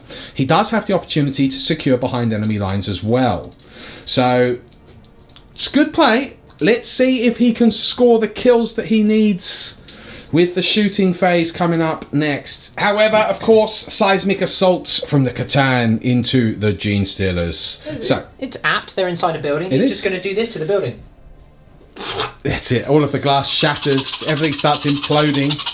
So 6s. 16 in the unit. There are 16 in the unit, yes. So he does need 6s. 1, 2, 3, 4. 4, not bad. That does reduce it to 12. Certainly worth it. Sadly, it is just the 1 power, but that does mark the end of the movement phase. Yep. It's now on to shooting coming up next. Here we go. It's immortal time. He's rolling to hit this Hive Guard unit now. Yep. Let's do this. So my will be done on them, but your Malanthrope is just within 3. I'm contentious on this, but by a whisker. It's controversial. It is controversial because you're lying. So freeze to hit is normal. Freeze to hit. Okay. 1, 6. Wow. You sure you're within 3? I'm happy to say that I'm not within 3. No, it's fine. But he was placed to be within 3. Uh-huh. But given that roll, I'm happy to say he's not within 3, Chef. It's fine. Okay. I got the 2 there. All right, so we declare intent here because we're friends. We're not playing at a top level tournament. That's right. We're not playing at a top level tournament. We know what we mean when we say this is what the measurement actually is. Yes. Force to wound, yeah. Force to wound. That was a 6, and that counts. Very nice. 1, 2, 3, 4, 5, 6, 7 saves. No minuses though. 7 saves. 1, 2, 3, 4, 5, 6, 7. Well, I am only. I think I'm only 4 up. Yeah. So 1, 2, 3. Yep. So fair enough. Fail 3. That does kill 1. Let's remove the 1. Here, 1 is slain. Better than none, but could have, perhaps should have deserved more. It's rapid fire time from the Gauze Blasters on the Gene Blades. At the Gene Stealers? Is the question. Oh. You've got 5 up inbound on them, right? I do, and I'm in cover now, so basically I ignore cover. Oh, good point. Yes. So it would be a 5 up inbound. It would be a 5 up. Hit on 3s, not get 4s. You know what? I'm going to shoot the Gene Stealers. Okay. Change tact here. Yeah. And also because that one's wounded, knowing me, I'll roll a double 1 on my charge. Okay. So that's a bit of a pain. 1 is just out of rapid fire range though, so I'll just take away 2 shots here. Sure. So freeze to hit them. Changes tact here. Goes for the Gene Stealers. Grim, Chef. What's going on? It's because I'm using your gem dice. Yeah, probably. Yeah. Freeze to win though. Okay. Yeah, alright. Okay. It's alright. Okay, that could have been far worse. So 5s. Oh. Oh. You saved. I saved 4. Okay. Right, so after that commiserating roll, the Ghost Arc will rapid fire into the Steelers as well. So he's working on the assumption of full wounds because of the damage override. Yep. So freeze to hit, rapid fire. That's better. That's much better. That is the dice roll you were looking for. It is, yeah. Because this is only wounding on 4s. Right. This is not ignoring cover. So -1 though. So it's still 5 up. It's still a 5 up. Yeah. So, I mean, there is a stratagem to ignore cover with any shooting, but you've got a 5 up inbound anyway. Right. 4s! That's actually not bad. very good. Look, it's not bad. That's very good. That's not bad. We could have a lot of dead Gene Stealers here. That's what we want. Okay. 12 saves. Okay.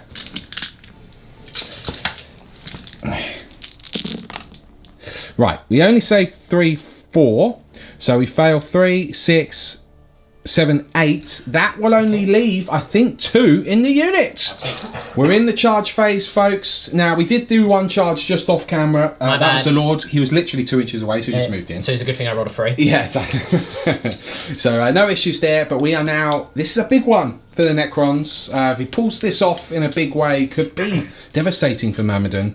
The Ghost Arc is now charging the 16 strong termagants here. Mm-hmm. So we did get some Overwatch. Do hit 4 times, 5 times even. Yep. Okay, so 5s to wounds. When do you start re-rolling 1s to wound? Ah, right. Now 20 models. That is a very good question. If it's 20 or more, you re-roll ones. It rolls a 1 when it shoots, but I'm not 20 or more anymore. Sure, no, that's fine. But otherwise, that could have been significant. So right, so it is 5 hits. Yep. Now 5s to wounds. Now he's only got the 3 wounds left here. So of course. And I do wounds twice. I think it was only twice, Chef. Oh no, is that it? No. No, it's twice. It was twice. Yeah, it was twice. 4+. Okay, so he loses another. So he's got 2 wounds here. Things are getting Tricky! Getting dicey. Okay. But that is... He makes his charge, it's not a problem. It's a 9-inch charge. He's hovering here. Nah, here is fine. Yeah, okay. Bonk. A broadside, yeah. The donk, okay. Right, what's next? We're going to charge the Catan into them. Right, it's the Catan, okay. 9, no problems there. Just to try and keep him protected. Hovers across the battlefield, like so, okay. Right, next. Okay, now this is a big one. Okay. The Scarabs are charging the Yes. Malanthrope and both units of Hive Guard. But they fly. I need a double 6 for this to go off. Right, and I will also get some Overwatch. Yep. So first of all, I have the Hive Guard. That's 3 hits. Alright. 2s. Yep. That's 2 wounds. Okay, I've got a 6 up save. Okay. So D3 damage. Is it right? D3. Are your 4 wounds or 3 wounds? A Scarab. 3 wounds, 4 attacks. Okay, so D3 and D3. I destroy 1 Yeah, you base. kill a base. Cool. Right. All right, now, So- Chef, can he make this charge? Now, note it. Please note he's not charging the Tyranids effects because he does not I would want. die. Yeah, the acid spray. You see. Okay, here we go. No. It's 6. I mean, it's enough to get into the 1 unit of 3, Yes, which is fine. exactly. It was worth the risk. I Yeah. lost a base for my troubles. Yep. It's fine. Not going to be enough, even with fly, to get in that to gap even get there. within an inch of the other 2. No. No, I needed a 7. Yeah, I'm to not going move to use a across. command point to reroll that 2 because it will probably be a waste. Fair enough. Well, what I'm going to do now as well, since you've declared your charge, I will declare a heroic intervention You with. do that at the end of the charge phase. Good points. Okay, but either way, just for the viewers, I'll do it with the Broodlords. Yeah, exactly. of course. Right, it's rates on the Tyrannifex now. 2d6 automatic hits. Yep. Because that's how he rolls. Roll poorly. I can't promise that, Mr. Chef. It is a 6. Now, also, I do have stinger salvos as well, which I have I've been forgetting. I'll do that in a moment. So 1, 2, 3, 4, 5, 6, and to wound would be 3s actually. So wow, so we do get 5 wounds. Yep. All right. Right, making some saves here. Fails 1, D3 damage. Does do 2 wounds. Right, so 1's on 1. Okay, and then the stinger salvo, which is 4 shots. No hits there. Okay. So put that guy on the back there. Sure. Now this is again an important one because your deployment zone. Yep. The 12-inch mark is here. Right. Because he wants to get it for line breaker, you see, folks. Because that'll make it D3 because I'll have 1, Yeah. 2, and them as well. Yep. 6, 7, 8. Should be sufficient. Yes. Cool. So Yeah, so not super far, but enough to get 1 in, so that will do. And there you go. Very nice. Right. Okay, so now into the charge phase. I've already taken the liberty of heroic intervening over here, as I already declared. The Hive Tyrant will heroic intervene into the pop. Yep. Ghost Arc.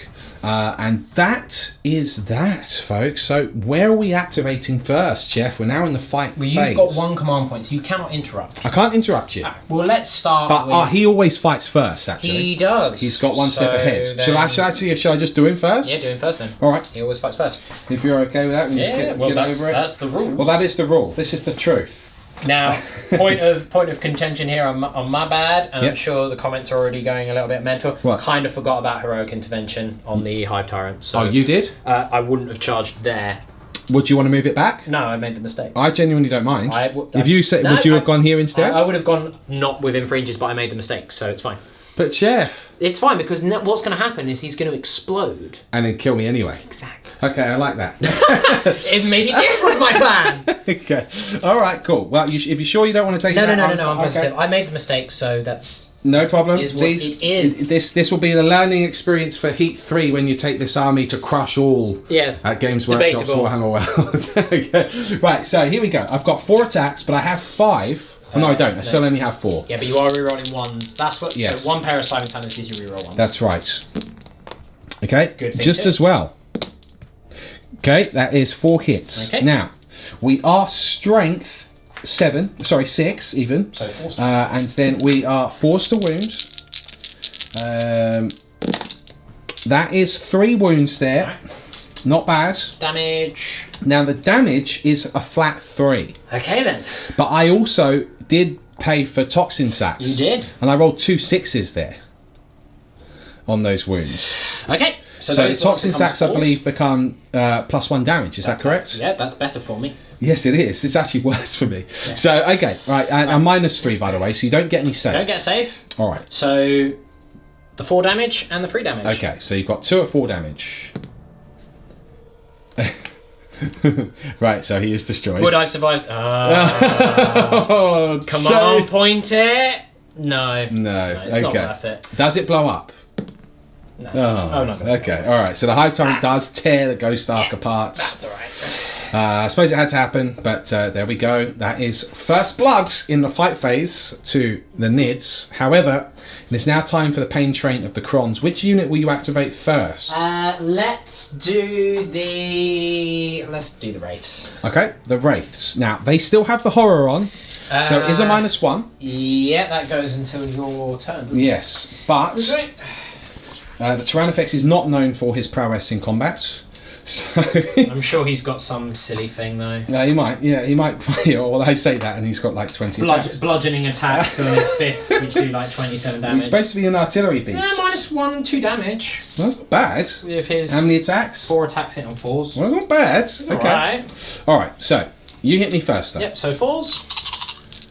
4s. There you go. The horror didn't do too much, so that's not bad. Took away 2. Yeah. Toughness 8 though, so 5s. Yes, it's the tougher part. It's got 1 wound. 1 wound there. at -1, 2 damage. Okay, and I do fail that save, so I do indeed take 2 damage. It's not what they were going to be doing. They were doing what Wraiths do, which is tie up shooty stuff and get me points. Exactly, which is, you know, that in that respect, they're doing okay. So I've got 12 wounds left there, because they do start with 14. Very nice. Now, what are you activating next? Let's do the Lord. Yep. So the Lord's all the way over here 3 into the attacks Gene with Stealers. his scythe. So hitting on freeze, winning on freeze at -4. Okay. So, all hit, Very nice. all wound. Oh, very nice. 5 up invulnerable saves, lightning reflex. Make 1. He cuts down 2. I'll remove these 2 over here. Very nice. Okay, next. Let's just do the Catan. Okay. Sadly, the Catan doesn't have any like lightning Big blasts. sweeping attack. Yeah, so He should really. He should. Yeah. So just his 4 attacks. Okay. The good old days of Nightbringer Gaze of Death, where you just placed the large blast template over him. Ah, so cool. Everyone just took an automatic wound with no saves allowed on Yeah. 3+ or something ridiculous. It was great. So I'm hitting on 2s. I'm winning on 2s with a reroll in the fight phase. So Cool. And 2s. Yep, that's 4 turn against 4 turn against dead. -4. Okay, I will remove the ones near him so that he can be targeted. Okay, in which case then I will pile in 3 inches towards the nearest enemy unit, which is him. Oh, interesting. Hello. So then I could attack him. In theory, Because you've consolidated I've into me. consolidated into you, so yes, you could attack me. Even though I didn't declare a charge because you moved into me. Yes, that's it. correct. Yeah, because it's Yeah. the attacking things. It has a specific line which says if you charged this turn, Yeah. you can only attack things that you declared a charge against. So yeah, you could attack him because you've moved into a position and I've now consolidated into that position. That's right. So, do you reckon my Broodlord can have him in a fight? Quite possibly. What is he? 5 attacks? He's 6, you know. 6? I'll have to come. Yes. I may have made a terrible mistake. Well, I'll let you take it back. You might want to have a think about it. Yeah, it's 6 attacks, Hitting Chef. on 2s, wounding on And rerolls failed wound 5s rolls. with a reroll against my 4 up in Van. 8 wound. I'll take it. He's going to take it. It's controversial. Okay. All right. What next? And then the Scarabs. Scarabs. Okay, into the Hive Guard. Let's do it. Yes. So you probably need a lot of attacks. Let's get some dice. Here we go. It's Scarab time. Scarab attack on the Hive Guard. Alright, so I'm hitting on 4s now because Nice. they did take away the weapon skill of a Space Marine from the Scarabs. That's fair enough. Yeah, it's understandable because they gave them fly. Yes. I mean, that's still very good. It is very good. Now, I think the Hive Guard's actually toughness 5, Chef. I don't care, I'm winning you on 5s. Anyway. I'm Okay. winning on 5s anyway with Demandable. Of course, yes. Doesn't matter about The Entropic toughness. Strike. Yep. Oh, hello. 1, 2, 3, 4, 5, 6, 7. 7 saves. No minuses though. 7 saves. There is no destroying of Land Raider armor in this edition. Okay. Sadly. Right, so I've passed 4. Okay. And I failed 3. One was down to one was down to 2 wounds. So you kill one. Marvellous. And you put another one down to 2 wounds. Okay. No problem. So then I will consolidate. Yes. Boom. Very nice. Boom. Very nice. And just there. Obviously, I can't move away from the Broodlord. Sure. But locks up the the Tyranids for as long as they are alive. which might not be for long. No. Depends what the Broodlord decides to do. That's right. So okay. Right, Nate. If you haven't hit with the warriors Just yet. the warriors. So you would be able to activate them just before me as your fight phase. Yep. So we're just going to loop round slightly. So there's 10 warriors still there. Sure. It's how many are left? 1, 2, 3, 4, 5, 6, 7. 7. Because there is a stratagem which allows you to give infantry units +1 strength, which would mean that they were hitting and wounding on freeze. You got a 5-up safe base. 5 up. I'm not going to risk it. I need command points for other stuff. Fair enough. 3, 4, 5, 6, 7, 8, 9, 10. So freeze. And I'm rerolling ones anyway on the wounds. It's a good thing I didn't do it with that roll. That would have been a bit of a shambolic attempt. 4s. It's got 3. Okay, so I mean it would have given me 2 extra wounds, but doesn't matter. Right, I'm going to check back on the film here to see if it was a 6 or a 3 I rolled, but I certainly did roll 1 5 and I certainly failed 1. So 1 is definitely dead, maybe 2. Let me double check. Well, folks, as you've no doubt just seen, because you've watched the clips next to each other, the dice rolled off camera, so I couldn't see whether I'd rolled a 3 or a 6. So what I'm going to do is I'm going to assume that I failed. So I've removed 2 gene stealers, alright? So that leaves me with only 5 left, sad face. Now, I do get to hit back now. It's my turn to hit you back, Chef. No, it's not. Yes, of course. No, it's the end of that's the end of my turn. No. I get my points. You decide to graciously skip your turn and have another turn. Now That's come how it on, works. Chef. That's how it None of them works. wouldn't do that. I spend 4 command points to get another turn. Oh wow, could you imagine? Oh my god, that'd be ridiculous. Yeah. Right, now I'm going to hit back with the Tyrannofex over here first. Okay. Because remember, one of these is only on 1 wound. One's on 1 wound, yes. You just haven't got a dice next to him. 4 attacks. That is 3 hits. My strength is 1 million. Yep, so wounding on freeze. Okay, alright, 3 wounds. So, it does matter. Fine. And he dies. Okay, so we kill 1. The Tyrannofex, the mighty Tyrannofex. That's fine, they've done their job. They've shut him down now. I don't like that. Don't like that at all. Okay. Meanwhile, over here, because you consolidated into my Tyrannofex over here. However, I'm going to activate the Broodlord first, and yes, I am going to hit the Scarabs. Okay. Because I can fall back and charge, so I could effectively leave combat. Then, if I kill these Scarabs, open up the Catan to be shot at, and then charge back in anyway. Sure. So I was hoping you wouldn't fall into that, but never mind. You played my trap quite well, sir. I can't be, I can't be susceptible to these little tricks of yours, Chef. Right, now 6 attacks from the Broodlord. Alright. Now, don't I get to re-roll hits here or something? No, you hit Why on not? 2s, but you re-roll failed wounds. Yes, but don't you think I should be able to re-roll hits as well? No. Right. So that's 5 hits then. Okay. And now I can re-roll failed wounds. You can re-roll failed wounds. And your toughness is 1. 3. Toughness is 3. 3. So I'm strength 5. Yep, so 3. I feel like my monstrous spending clause should be adding +1 strength or something. No. But right, so that is only 4 wounds, and I don't get any 6s. Okay. But I can re-roll that, and I fail it. Oh dear. Okay, so only 4 wounds. I have level 6 up save. And right, so you don't get any save, and these are D3 damage. Indeed. So do I need to roll these one at a time? Yes, because they've got 3 wounds each. Yes. So D3. One's dead. D3. 1. Okay. D3. He's dead. Yep. D3. Last one.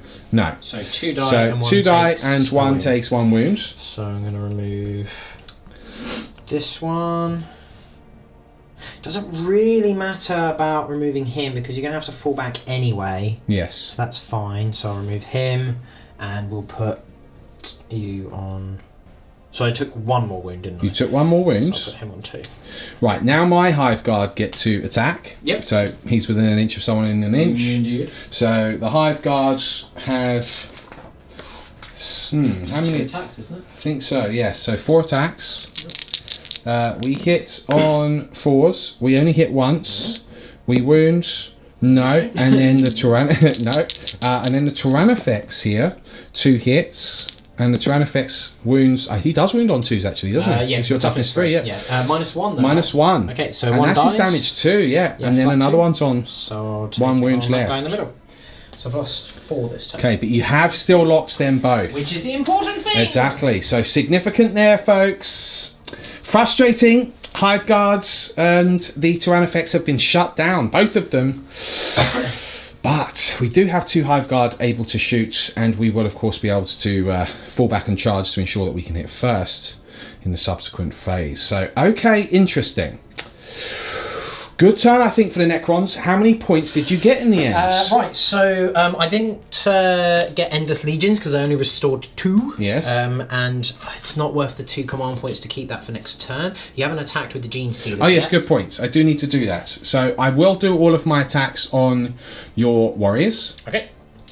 In this instance. So what we're going to do is 3. I need lots of dice. 6, 9, 10, 11, 12. Should be 15 in total. Yeah. So another 3, perfect. All right, we hit on 3s. Yeah, 15. Hopefully we can kill these. So 3s and 4s. 3s. Oh, that's an ecstatically good roll. All right. Controversial. And then 4s. Right, so we've got 1, 2, 3, 4, 5, 6. 2 of them are 6s, Chef. So 2 just So die. 2 die, and then you've got 4 normal saves in addition. Of -1, so 5s. So another 2 die, so 4 die. Okay. Okay, so that will do. So that means I can finish them off next turn. In my turn, I hope. So I'm just going to leave them up here for reanimation purposes. Yes, with my indeed. pile of reanimation. Okay, that marks the end of the turn. So in total points wise, what did you get? Just thinking morale, I lost 4 there, can't yeah, fail. good point, Morale yeah. over there, I lost 4 bases, can't fail because Okay. 10. So Endless Legions, I only scored 2 this turn. Probably not going to spend 2 command points to keep that next turn because Okay. it's not going to be possible for me. Sure. I mean, it might be possible, but anyway. Mission critical objective was number 3. Yep, you got that. You weren't controlling it, so it's only worth the 1. Sure. But behind enemy lines, I do have 1, 2, 3 in your deployment zone. Yep. So D3. He's got the big 3, folks. Very nice. That's good. So you got 4 points this turn yourself. 5 points that puts But me you're on on 5. I'm on 5. You're on 6. Oh yes, of course. You got first of course. blood and the 5 points for. Actually, no. I think I included. Oh no, you're right. Yeah, first blood. Because you yes. rolled 2 for the supremacy. That's right. You're absolutely right. Okay, so 6-5, but he is very much back in the game. That's good. All right, it's Myrmidon turn 2 coming up next.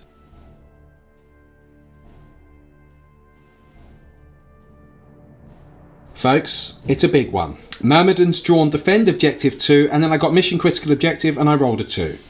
I also got big game hunter, and guess what? He's a big game. Oh, actually he's not. Yeah, he's a monster. But I think it's... No, it's what if at least one enemy unit with a wounds characteristic of 10 or more, Chef. Ah. It doesn't have to have the monster keywords. I'm thinking of 7th edition.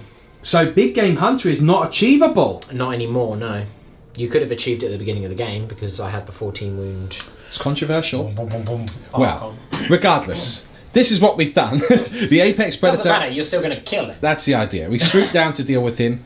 Broodlord has fallen back because don't forget Kraken units can fall back and still charge. Amazingly powerful. Gene Stealers have come through the wall here. These Termagants have surrounded, well, they've stayed within 3 inches of objective 2, and they're still able to do their flesh borers and fire because these Gene Stealers fell back, and then of course they'll charge any remnants.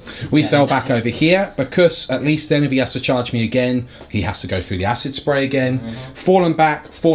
These Hive Guard are live and ready to fire. The Malanthropes move forwards so that he can engage with those Scarabs. Also. Because they can't fall back and charge. Right. So there we go. That is the name of the game. I've got some Psychic coming up. Need to plough some wounds off this thing early. Let's see how it goes. Folks, this is how it's going down. Smite from the Broodlord onto him. because we want as many mortal wounds Yep. as possible. D3 mortal wounds. Yep. It's the big 3. Cool. I'm down to 5. We then do smite over here. Okay. Goes off. Yep. D3 mortal wounds. Just the one, but I will use my last command point here because, frankly, there isn't anything else significant to use See, it on. you thought about it. I did, and it went failed. wrong. Never think about your reroll. Just do it. So he's got 4 wounds down. We'll then do Psychic Scream. Yep. That also goes off for 2. Okay, so I'm down to... So he's lost 6 wounds in total. Down to 2. Significant. Yeah. Do you think he'll survive that combat now? It's very doubtful. Probably not. Right. Very doubtful. Because he is a big beast. He must be dealt with. But that's the psychic phase done. It's the shooting phase coming up next. Let's do this, folks. We're in a shooting phase. Hive guards into the Tomb Blades. That's 2 hits because of the -1. -1. To wounds. That is 1 wound, sir. -2, yeah? It is So -2 5 for the Impaler Cannon. Goes D3. And pops It's 2, kills 1. I'll take it. The Hive Tyrant will be firing next, also into the bikers. So 4, 5, 6, 7, 8, 9, 10, 11, and 12. Now, -1, so I'm hitting you on 4s. Killing Oh, a sorry. rook in the process. Yes. Yeah, that's how it works. We rolled really poorly. Oh, Killing an immortal as well. I get 2 wounds in total, Chef. 2 wounds. Yes. Okay. Minus... No minus. Really? Yeah. The other, there's the Slimer Maggots. The Death Spitter Yes. is the -1. But that's Yes. the high strength -1, but less shots. Yes, that's right. So 3+ then. Okay, 1 guy takes a a wound. Okay, fine. But that not bad. You're still very much alive. Irritating, but there we go. Given the fact that he's only got the 2 wounds left now, I might just do the Hive Tyrant and the Gene Stealers and then have him charge them. But we'll consider that in a moment. It's 12 termagants now firing at the warriors. Let's remove some of these misses. Nice, not bad. 4s. That's 3 wounds, Chef. Alright. 4+. That's 2 drop. Die. Okay. Whittling them down. Right, now that marks the end of the shooting phase, folks. Does. It does mark the end of the shooting phase. It is now time for the charge phase that's coming up next. Alright team, let's do this. We're going to do a couple of charges here. The Gene Stealers, they literally cannot fail into the Catan. Alright, I will roll the charge to put them like so. Very nice. Okay. And then the Broodlord. This is where I'm torn now. The Broodlord statistically should, with the Gene Stealers, finish off the Catan. This is where I might get a bit greedy and try and go for the bikes with my Hive Tyrants. It's controversial, but I need those bikes dead. And look, I've got to go with the odds. The odds are that I will kill the Catan, so that's what I'm going to do. So I will go for the Hive Tyrant into the Tomb Blades. Okay, Overwatch. Got to go with the odds, because that Broodlord with the reroll wounds should force him. And then the Gene Stealers as well, hitting on 2s next to that Broodlord. Yep, fire. So let's see if we can start plunking some wounds off of this guy. Okay. Need a good Overwatch. That is 2 hits. 2 hits. 5s and 6s to wound. Yep. That is 1 wound. Yeah. Fails a save, he loses a wound. 1 badge. Okay. Can he make a charge? He Yes, can. he can. He was 6 inches away. He's got a 7. So, whoop, Hello. We know he's there. smash, yeah. Oh, I'll tell you what, I'll put him here, it's a bit safer, but he's up here. Okay, now what we're going to do is the Gene Stealers into your warriors. Okay. And do we charge the lieutenant as well? We really need to kill the warriors and guarantee it. I will actually just... Actually, no, I'll charge both because you'd just heroically intervene anyway, so who cares?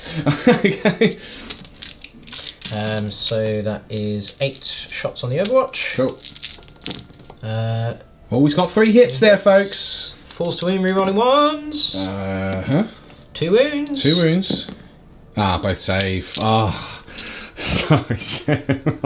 Alright, so let's do the charge. Yep, in they go. Whack, whack, whack. Whack, whack. Yep. Right, now that's it.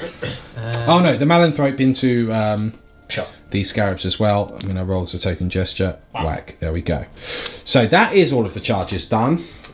let's get on with the fight phase. That's coming up next. We're in the fight phase now. Chef does have 4 CP, so he could interrupt. So based on that, I am going to attack with the Broodlord first.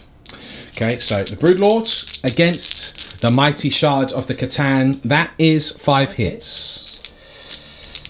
Right. We then wound you on 5s with a reroll, but we re-roll. This is the significant part, and we do have 2 6s there, folks. Okay. And I get to re-roll as well. I get another wound there. That's 3 wounds. So we'll do the 3 wound ones first because they're the ones that are just going to kill him outright. So 4 plus. I'm gonna command point it. Okay.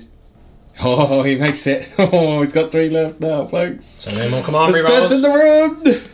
Oh, he's gone. He's dead.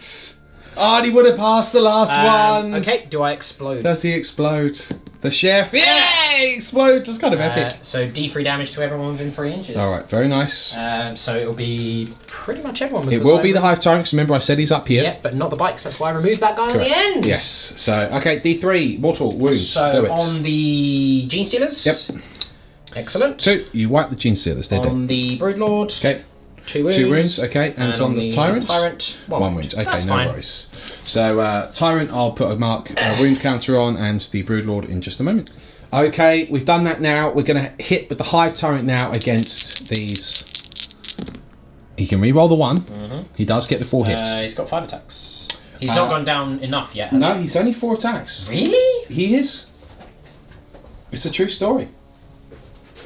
Oh, wow. I think if he gets 2 pairs of monstrous he gets an extra attack. Yeah. I thought he had 5 attacks base. No. So, he is strength 6. Yep, so 3 wound. 3s, and I don't get any re-rolls here, do I? So just 2 wounds. Okay. So minus... it is -3 and it's damage 3. Alright, so 6s. So 1's on 1 wound. Sure. Cool, 1 guy dies. Okay. So, very nice. Accept it! But they're still alive. The Hive Tyrant, not particularly deadly in combat so far. But there you go, that is what it is. So, next we have the Gene Stealers. So, we've got 1, 2, 3, 4. And I think I'll do... I should try and wipe out those 4 warriors unless you get them all back.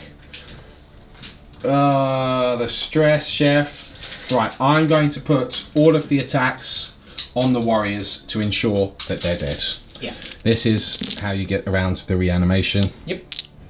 This is what must be done. They've held up a little bit longer than I was anticipating, though. But this is my point, though. Like as we said during the list, reanimation is still a good rule.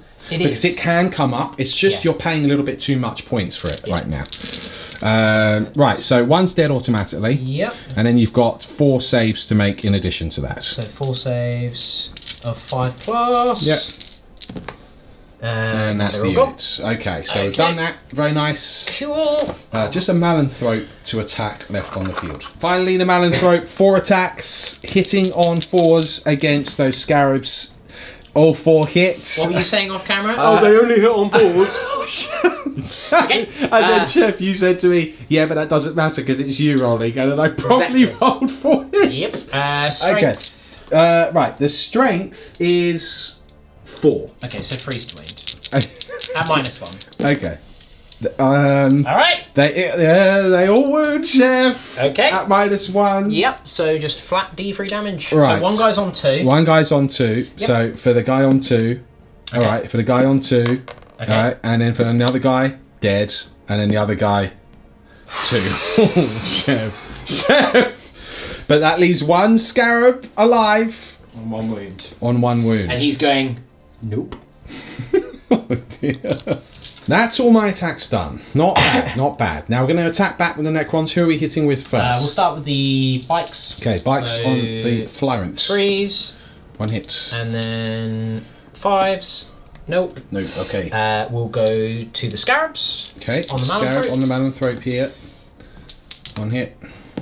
Nothing. Nada. And then finally the Lord. Okay. All hit. Nice. 2 wounds. And 2 dead. 2 dead, very nice. Okay. So 3 Gene Stealers left alive, no problem. That's it. Marks the end of the turn. An interesting one. indeed. I do have mission critical objective. Number 2, yes. So I get D3 for that. No, because you weren't controlling it. I was not controlling. So I get 1 for that. Big Game Hunter will be discarded next turn anyway. And I'm halfway towards defend objective 2. So it puts me on 7 points now.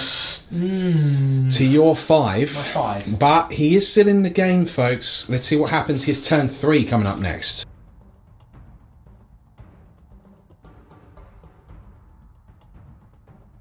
It's a good draw here, folks, for Necrons in turn 3. He's got defend objective 3. He's already on that with his Lord and Immortals. Defend objective 4. That one he can move towards it this turn, so could get there. And in Supremacy, he could comfortably get this turn. Now, can see battlefield wise, that's objective 3. That's objective 4. He could do this, folks. He could do this. Could get him very much ahead in the Maelstrom game. Now we're just going to roll for reanimation. He has just spent the 2 CP, of course, to bring the Wraiths back in the game. That leaves him on 1 CP there. But let's start with the Tomb Blades. Right, Tomb Blades first. Tomb Blades. Oh, that's very 2 back. nice. I'll Very take nice. it. And this is my point. Reanimation is good. When you're not killing them, it is very good. You know, and when you've got it across an army, it is significant. It's just, you're just too expensive overall. Most armies with the firepower to deal with it, it becomes very difficult to get it. Yes. Okay. Okay, the Wraiths. So he's lost. I bring back none! I bring back one! That's fine. I'll take Better than nothing, exactly. It's another Wraith. He will not be able to do that again now. He's got 1 CP left. 1 CP. But significant now. He's got some bulk back to his numbers. Let's see what he can do. It's his movement coming up next. That's it. That's the movement phase. The Wraiths teleporting, phasing through the walls there over here. Tomb Blades fallen back out of combat over here against the Hive Tyrants. The Scarabs also retreating rapidly because he did not want the prey adaptation of the Man I didn't realise they did that. for the reroll ones against the entire army. Yeah. Lord remaining in combat here. This Cryptek has moved over here. And this unit of Immortals moved over here to get to objective 5, whilst the Lord is holding objective 3. So he has got supremacy. 1, 2, 3. That's mathematics. Okay, so shooting coming up next. Yep. Not too much, but still could be enough. Let's see what happens. Cryptek now into the termagants. So 2 hits. 2 hits. Strength 5 -3. 1 dead. 1 is dead. Splat. There we go. And then Tesla. All right. So 5. And who is the Tesla firing at, Mr. Chef? On the termagants, because I want you to not get To defend not get objective 2. 2. Lovely. So even though there is a much larger threat there, Yep. my chances of damaging it are reasonably low. Sure, and as you should be stopping me from getting points, Chef. Yep. So let's see if he So can. I mean, the Immortals may be in trouble next turn, but I have a cunning plan. He's got a cunning plan. Plans of cunningness. I need 1 more dice. There you go. Merci beaucoup. Right. So I'm hitting on 2s because my will be done. Cool. Oh my god. Oh no. Oh my god! And only Right. 2 6s. But 5s do count because of Because of my will be Tesla. done. So Yeah. actually, It's not that bad. it's not awful. No. It's just a lot of 1s there. Yeah. So that's 1, 2. So I need 4 more here. Okay. So actually, I mean, I still hit more than I missed. 4 more. No problem. He should kill them, I think, in I am theory. winning on 3s. Yeah. But you do get 6 up saves. Yes, but only 6 up. Okay, 1, 2, 3, 6, 7 failed. That's still very good. Yes, I suspect these are dead. I'll start with this.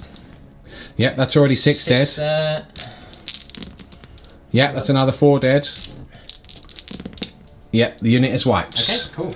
So defend objective 2 has been prevented. Significant. Now we have the bikers rapid firing on the Brood Lords. Yep, so the Brood Lord is the closest target. Yep. Freeze to hit him. Alright. Good. Yep. Toughness 5, yeah? Yes. So falls to wound. Force to. I'm just gonna check. I don't think he's toughness No, he's 6. toughness 5, yeah. So falls to wound. 4s. Okay, not great, but enough. 6. 6 saves, -2. Okay. So invuln, I'm guessing. Okay. 1, 2, 3. I pass, and I failed 3.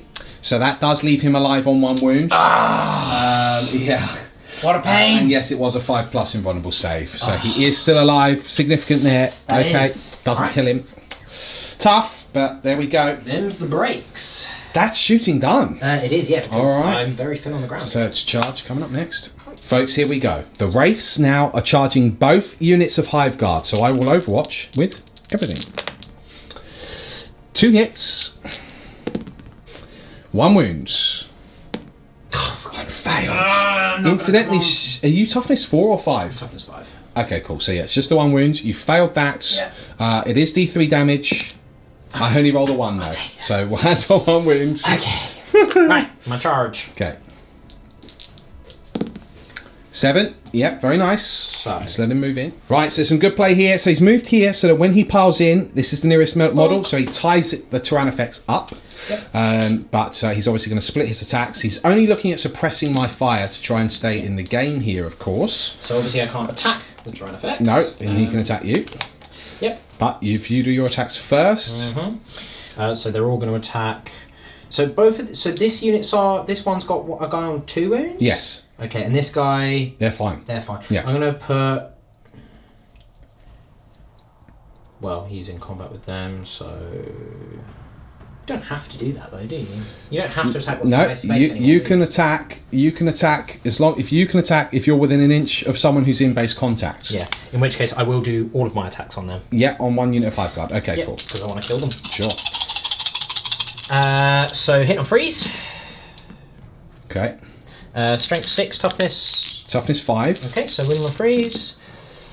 Okay, 4 wounds. 2, -2, so 6 up. 4 wounds at -2. And 2 damage to pop. Is the unit dead? Yeah, the unit is wiped. He's killed those Hive Guard. Very nice. And then- Got something significant there, but now I can hit you back. Just to pile in there, just consolidate to be done with that. Okay. Are you going to interrupt me?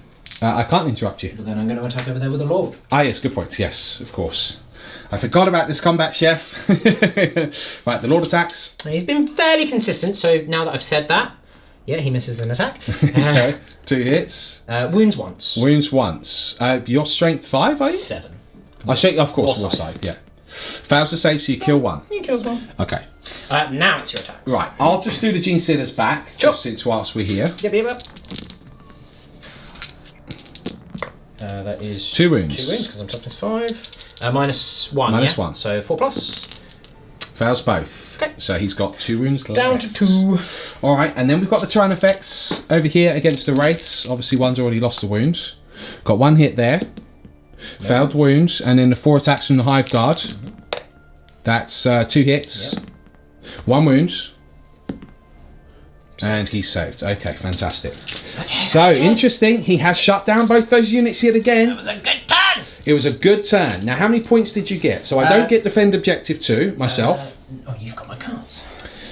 You're halfway towards Defend Objective 3 and 4. Yep. You did get Supremacy for Supremacy, D3. So that is... So D3, he gets the big 3 again. So that puts you now on 8. 8 to Whoa. my 7. Significant. Oh my god, this is so tense! It's a tense game. Alright. Let's see what the Tyranids do now in their turn 3 coming up next.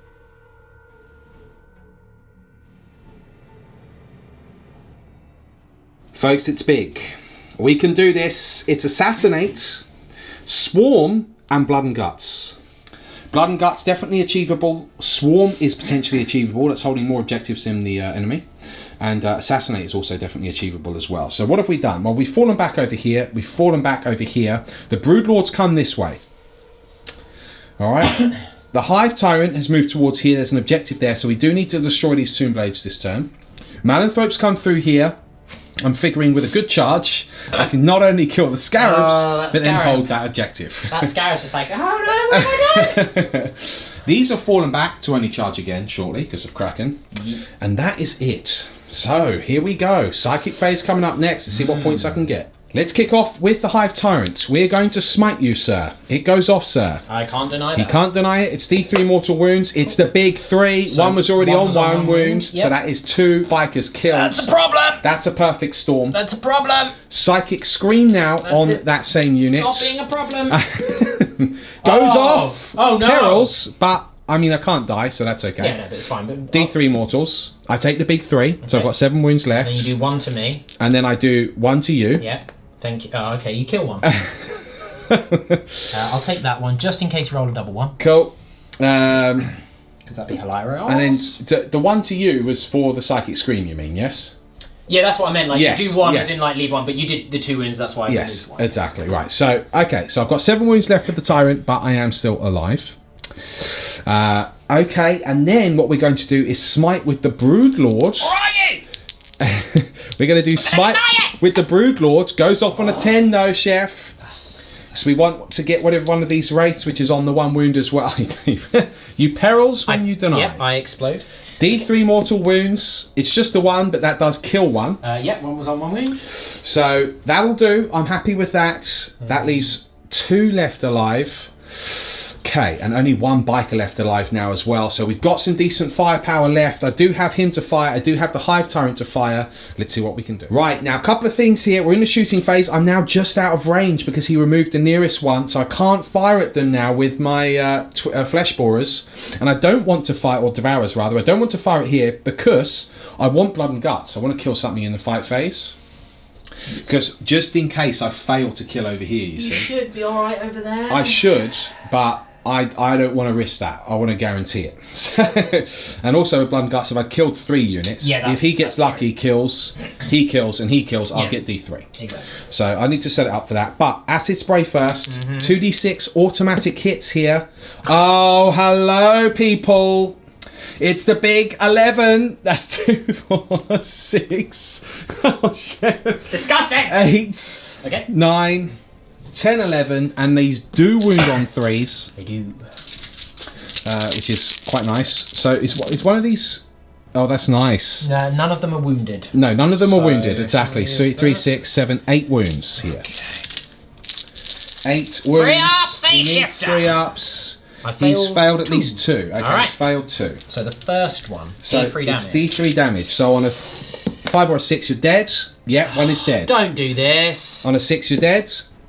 No. Oh, but it's 2 wounds. You're only 2 wounds apiece. No, 3 wounds. Oh, 3. Yeah, I'm being stupid. Okay. Actually, no, I wanted you to die because then you'd be removing the chance for blood and glut. That's right. In fact, What? yes, it's What? even better for me. Okay, that's significant there, folks. Poo. It's looking like I could poo. be in a seriously dominant position here. It's poo.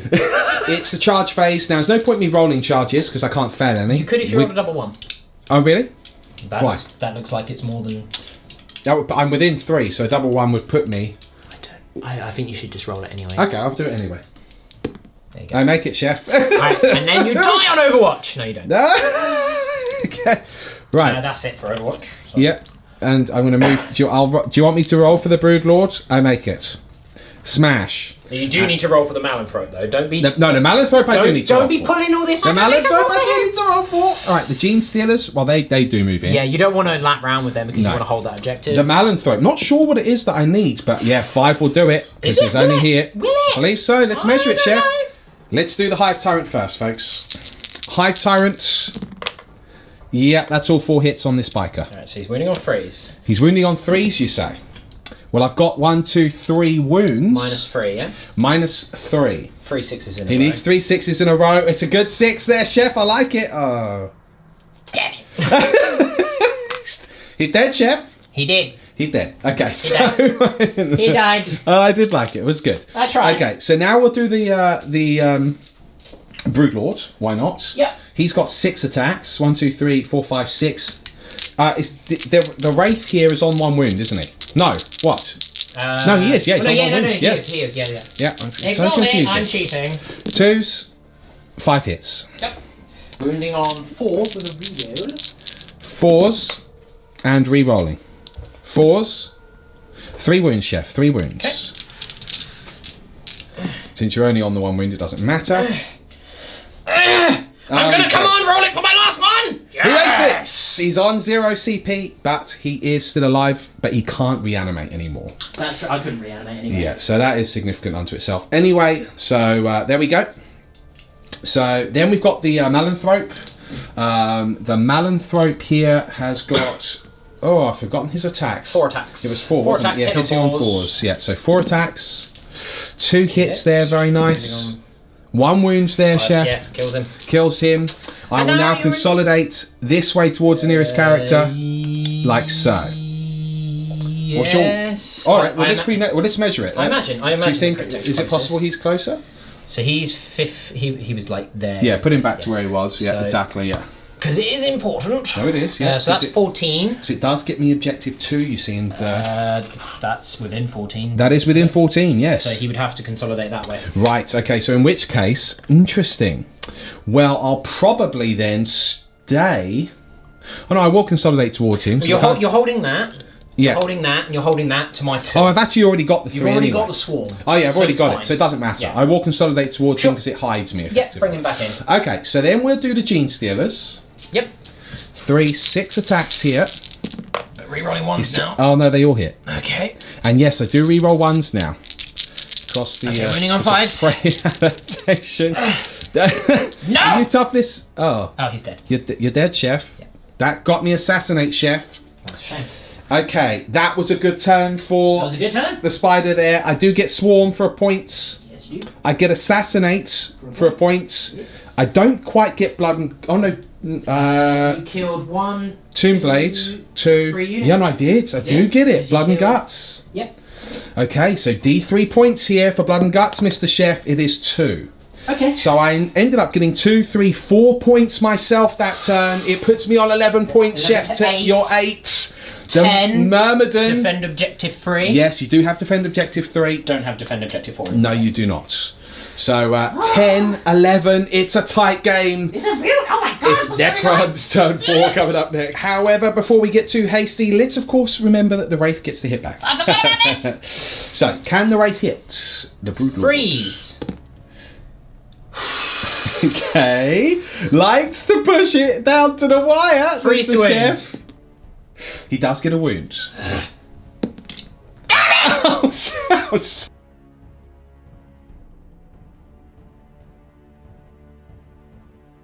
Folks, here it is. It's turn 4. It's a summary for the Necrons. He's got advance. Is that having things out of your deployment zone? Yes? I've succeeded. Done, yes. By sheer virtue of having everything dead. Overall big firepower. Dust and Ashes, which incidentally you picked who? I pick a single character, which I'm going to pick the Overlord. Yep. If he's alive at the end of the battle, then I get a command point. But I have to discard that at the beginning of my next turn anyway. So you can't do it. So I can't do it. Right, so the Cryptek has moved this way. This unit's moved forwards, and the Wraith has fallen back over here. Don't forget that they can still fall back and charge, yes, being Wraiths. And now this Broodlord is just the closest so that he can target with the Tesla, so to hopefully get the overwhelming firepower now. So he's given my will be done to them. Yep. There's no obviously a reanimation or powers to do now. No objective, no command points left. So this is down to shooting. Can he get the shots on the Broodlords? Can he bring this monstrosity down, or will he fail miserably? Well, it's probably going to be miserably now that you've said that. No. Let's start. Let's see what happens. Everything at him though, Okay. because he is the closest. I can't split my fire. Nope. Okay, so 1's miss. Tesla. All right. Okay. That's 5. 10, 11, 12, 13, 14, 15, 16, 17, 18 with an additional 14 hits from the Tesla. Okay. So that's 32. Okay. So let's start with this. Toughness 5. Yep, so 4s. Oh dear. 1, 2, 3, 4, 5, 6. That 7, should be enough. 8, 9. Should be enough. Actually, no, I say oh dear, that was literally the average. He is dead. Excellent. Well, I only failed 2, but he is dead. That's fine, I'll take it. Okay. So he's gone. That is my That's shooting. your shooting. So charging. It's then charging. The Wraith is going to charge into the Hive Guard. Yep. So 4 shots. No Overwatch there. Okay. He rolls a 9, no problems there. So now I'm not going to be able to pull him into combat, am I? No. Because I can't be within an inch. I don't have enough models to pile in. Exactly. So I'm just going to go here then, I guess. Okay. It doesn't really matter, no. at this stage. Cool. So in he goes. You may as well do his attack. So yeah, just him. All 3 hit. hits, very nice. Come here. Actually, roll. Okay, cool. Right. Marvelous. Okay. Because what would have been a perfect storm is you somehow managed to kill them. I wouldn't have been but able you to wouldn't kill all because of you've them. only got the 3 attacks, 2 damage each. You're damaged 2 though. Yeah, but you've got 3 wounds. So the first 2 would kill yes, one, good and then point, I do. yes. And no, the Yes. yeah. For some reason I was thinking I was 2 wounds apiece there. 2 attacks. Yes. I believe. Yes. 3 wounds. Okay. So 4 attacks back. I might kill you. 2 hits. It is a wound, so it's a save or die. Oh, he's gone and failed it, folks. Okay. Come on, Chef. Okay. The Wraith is destroyed. That means they're not even locked down. That could be a significant blow there. That could be a problem. Right, you did get a point for overwhelming firepower. I did, and you did get a point for advance. So you are on 12 points. You're technically in the lead in turn 4, but now it is my turn 4. This could be significant. Let's see what happens.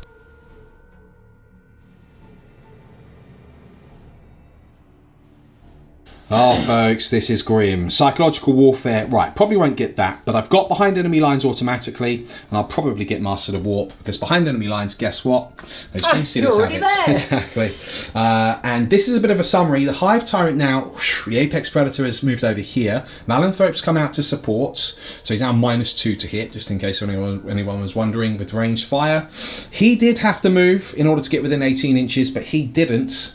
So we can double up on the acid spray here and single acid spray there. And then, of course, I've got the Impaler cannons and, of course, the Devourers as well. This is going to be a lot of firepower into these unfortunate immortals. Let's see what happens. First up, it's Master the Warp. We want to ensure that. Sure. So what I'm going to do is Smite. Are you? I am. Does go off for the D6. All right, gonna double 12 it. Double 12 Double 6 it? No, D6 mortals. It's 3. That's 3 deads. Okay. So let's remove that. Now, normally I would do Catalyst as well, because that's a good power to do, but I will actually do Psychic Scream again, just to, because the earlier I kill these, I can go for your Warlord. So Catalyst goes off. Can't deny it. D3 mortals. It's just the one. It's another one dead though. Okay, that's Psychic done.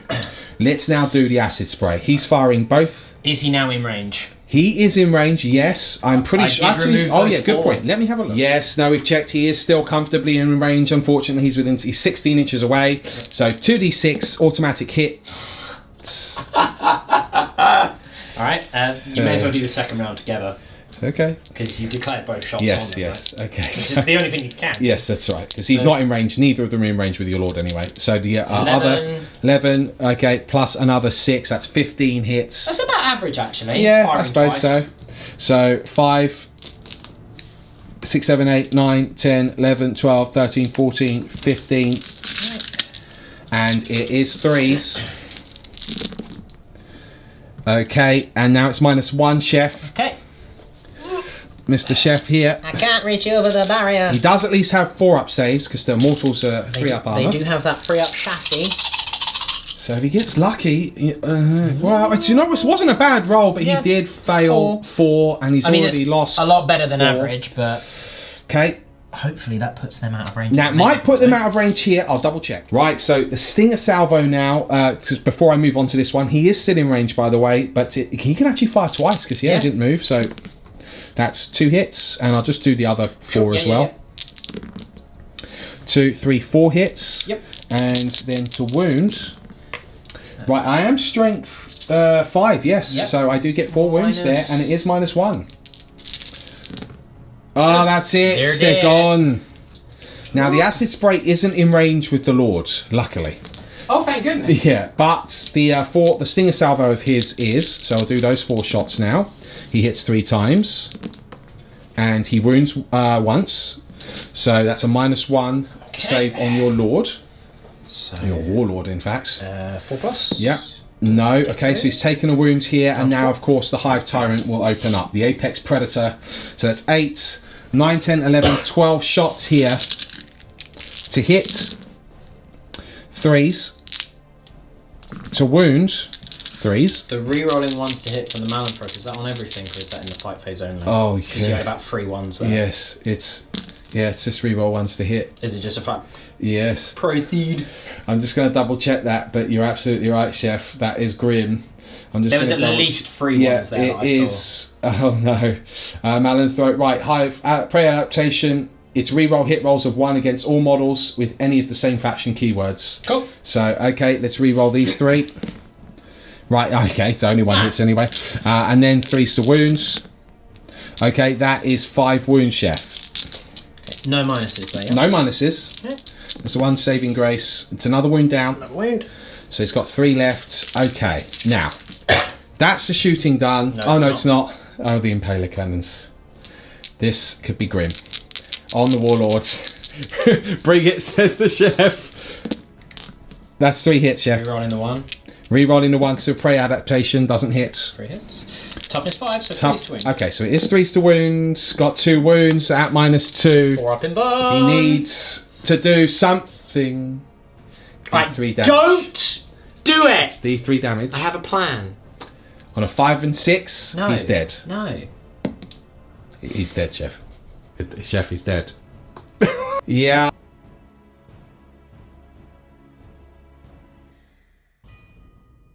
That was painful. So I'm now on 14 points, including Kingslayer, after getting Master of the Warp and behind enemy lines. It is now turn 5 for the pastry chef. He has a single cryptek left within this building. Let's go straight into it. All right. Let's draw your cards live. Here, defend objective 1. Nope. Okay. Master the Warp. Okay. House ruling. Yeah, house rule. We redraw. Domination. Okay. Secure objective 5. That is this one. He could come and get it. For my 12 victory points versus your 14, no, sadly not. So we call it. I'm not going to call it. The Cryptek is going to phase back to the Tomb World to plot his revenge. Ah, of course. So I have not lost the battle. Well, no, I've lost the battle. I just haven't lost the war. That's right. You're planning your counterattack as we speak. That was a game. It was an That was a game and a half. That one. Very interesting. It's very interesting. If I mean, you were saying off camera, if we didn't get, if I didn't roll the priority orders received. Yeah, it was a supremacy turn 1, which I mean, it didn't. So racking up that 5 points early. Yeah, I mean, it didn't put me on the back foot. No. But I think it was just the sheer fact that all of a sudden. But I think I would have been on the back foot because I wouldn't have had as many points. Yeah, because I've been trying to catch you up. You could have hidden with the cryptek at the end. Yeah, I mean, we don't know what you would have got instead. I mean, you know, let's say you it's just. Hearsay. Let's just you drew the supremacy. Yeah. It's still, but the 3-point deficit, you know, I mean, but that's how it is. Maelstrom, isn't it? It gets a bit weird sometimes. Sometimes it does. I do like a Maelstrom game though. Yeah, they are good fun. They're fun. They are. Now, I mean, I think takeaway from that game. Yeah. Strange luck aside, not killing the Broodlord. Yeah, I think you should have. The 30-inch charge on the Gene Stealers. Yeah. I don't think I did anything wrong. No. No, I think the only thing was the ghost art, wasn't it? Yeah, I made a mistake with the ghost art there, and I think I probably should have kept it back. Yeah. And that might have helped maybe regenerate your warriors. Yeah, because it would have given them it basically gives them a re-roll at the end of the phase. Yeah. After they move as well, so they could move into a better position. Wouldn't have helped the 17-man blob. No, but the other blob could have kept the 10-man blob in a bit longer. I don't. Other than that, I mean, what else could you do? I think we can definitely see that Tyranids. I think you're in a stronger position, choice-wise, than Necrons overall. I mean, I think that game definitely hammers home how important things like destroyers are to the Necron army, because I didn't have, and that's just the nature of the fact that I don't have them yet, and the army build. But outside of the the characters in combat, not where you want to be really, and the Catan in combat. Don't have any multi-damage weapons there. No. The destroyers would have made the Hive Tyrant a lot more apprehensive with coming upfield. Yes, they would. Because then it's a 36-inch, 12-inch move, 24-inch range. And they could kill that Hive Tyrant. That -1 doesn't matter if I'm using the extermination protocols, which I would have been doing against. Of course you would, yeah. So I think it hammers home the importance of having them, not just against Nids, but against most armies with the heavy weapon stuff. Yeah. I still think I'm in that mindset of 7th edition with the Necrons, where I can out-attrition everyone, which generally can't. Not anymore. No. Not with the cost and not with the... Not when people are rocking 120 models on the table, isn't it? Just on like the vehicles, monsters creatures were always a bit of an issue for the Necrons, but just vehicles without the gauze to do just flat, like, you know, 3 hull points, glance, you're dead. Yeah. It hurts them. Yeah, it does. Yeah. You struggle with the bigger monsters. The army's going to be tweaked because I am taking it to the heat free.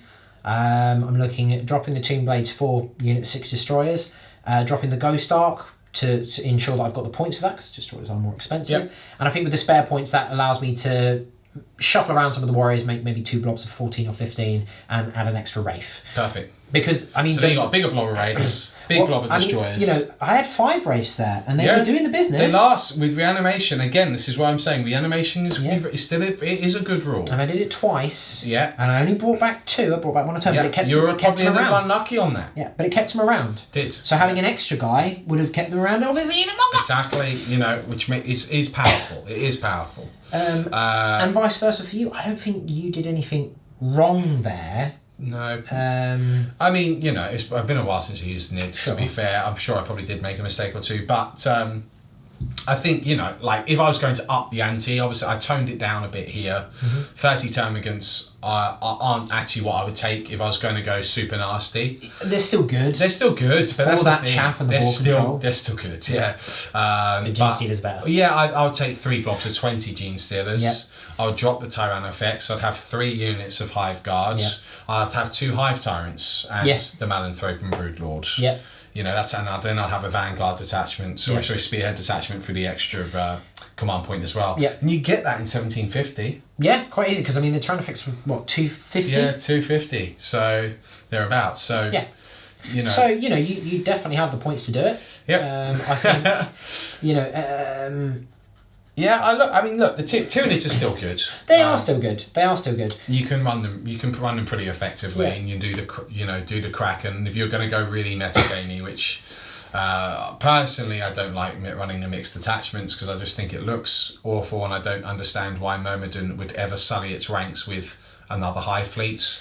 But what you would do is you go Kraken for all of your Gene Stealers, you go Kronos for your Hive Guards. You know, you could do all of that, but I am Myrmidon, so I don't do that. So it doesn't matter. I mean, I think the mixing stuff, it depends on what you're doing. I mean, if people that say, oh, but it's fluffy, that they would mix together because they're all part of the hive mind, but they're on opposite ends of the galaxy. Yeah. You don't try and use fluff to justify something that you just want to metagame for the advantage.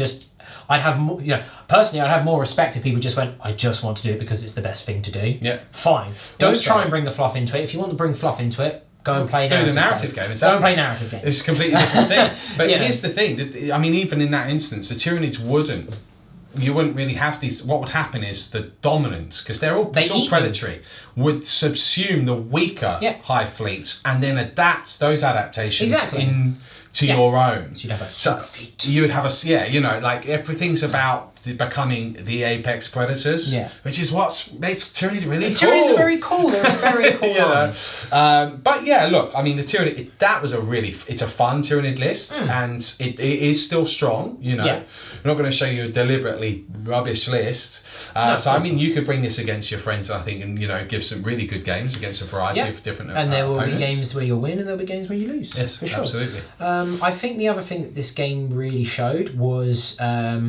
the importance of stratagems, because they were game changing. Yes, they were. But it also shows what happens when you don't just regenerate them at the tip of a hat. Yeah, we had to be a bit more thoughtful with them. Yeah, and it was an investment. It was a risk. Yes. Like stratagems are kind of meant to be. Yes, they should be. If you're just regenerating them willy-nilly, it's not a choice anymore. Not a choice, It's just... And it should be a choice. It's just a thing that you do. Yeah. It's no different to, people were always saying the Dicurian's really obnoxious. Yeah. Free transports is so broken. Yeah. Back in 7th Ed, yeah. So why is 18 stratagems considered okay? Yeah. I think 18 command points regenerating over the course of the game is considered okay. Or an army that can actually, and often does, finish on you know, more. It starts. Even more it has than they more had, command or- points or than it ever just- had to begin with. I think there was it's like, it's there really was silly. talk of some stuff from Nova, I think, where you had guard armies finishing, and I say guard armies, I mean soup armies, guys. Super armies, yeah, soups, yeah. They were finishing on 8-9 command points. Of course, yeah.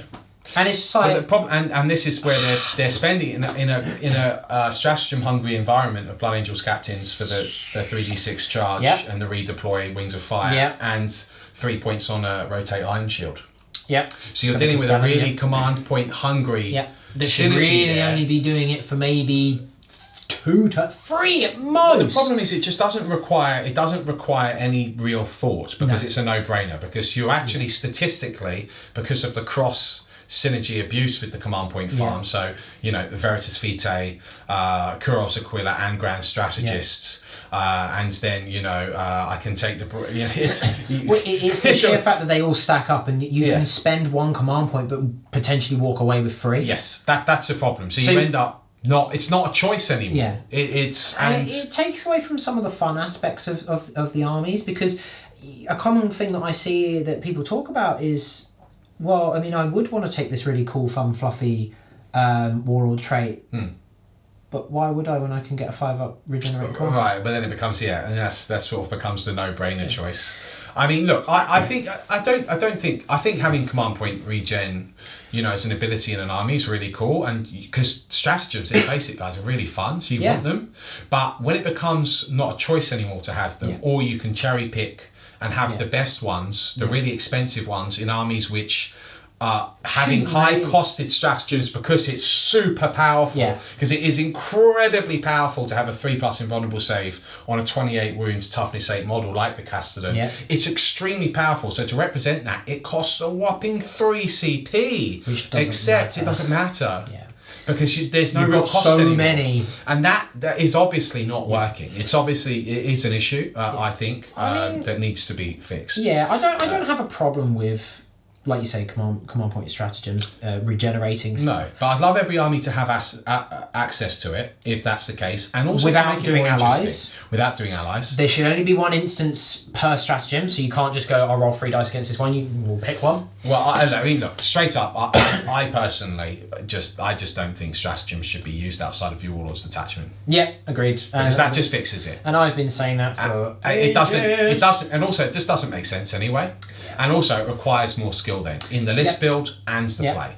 So if I'm running Astra Militarum, great, and I want to take Kuros Aquila and make him my Warlord, great. But guess what? I cannot use the stratagems in the Knights or the Blood Angels. So now you're taking it for the basis of the models themselves, not the stratagems that they bring. Yes. Now, the thing is, the other strange thing is, and I'm surprised. I'd be surprised if they didn't do this or didn't bring this in, or why they didn't do this to start with when there was already precedent. The second codex, the Death Guard, the Tallyman. Yes. Yeah, which is the cool way of getting. It's a very cool way of doing it, because one, you've got to spend points on a model to do it. Yes. Not just and anyone who says, oh yeah, but you spend points on a guard commander, what, 30 points? Come on. Yeah. But the way that they do it is you roll your 2d6 after spending a stratagem. Yep. A Death Guard stratagem. Yes. Not a generic one. No. Not a Chaos one. Specific Not Death a Guard Thousand stratagem. Suns one, because Magnus and Morty are bro fisting. That's right.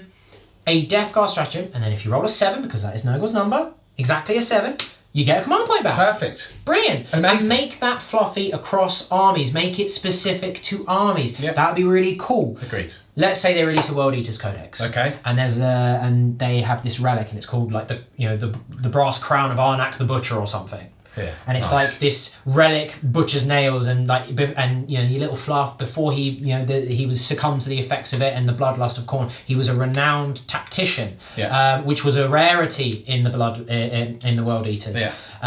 And his nails have been passed down, and they're infested with his demonic ghost. Yeah. And so he does it's like a cool. chaos version of Kuros Aquila. So rather than him in the background just going like, yes, if you do this, you'll have a tactical advantage. It's just his chaos lord going, go here, and you get a command point if you do a certain thing. Now for something like Khorne, make it fluffy. So you go. Keep a tally of how many models are killed in the fight phase within 6 inches of the model with this relic. Once you reach 8, you gain a command point. Yep. Done. It's cool. It's fluffy. Yeah. It's unique. Yeah. also requires some, play, strategic. Not just I'm going to hide out of line of sight. Yeah, exactly. You need to do, and you could do something like that with Tzeentch, where you go total the number of mortal wounds that are done in a psychic phase. Once you reach 9, you get 1 command point. Yeah, exactly. You could do stuff like that. You could, and you should. Because that would be fun. Cool, it'd be fun, it'd be fluffy, it'd be interesting, and things like that I wouldn't have a problem seeing. Yeah.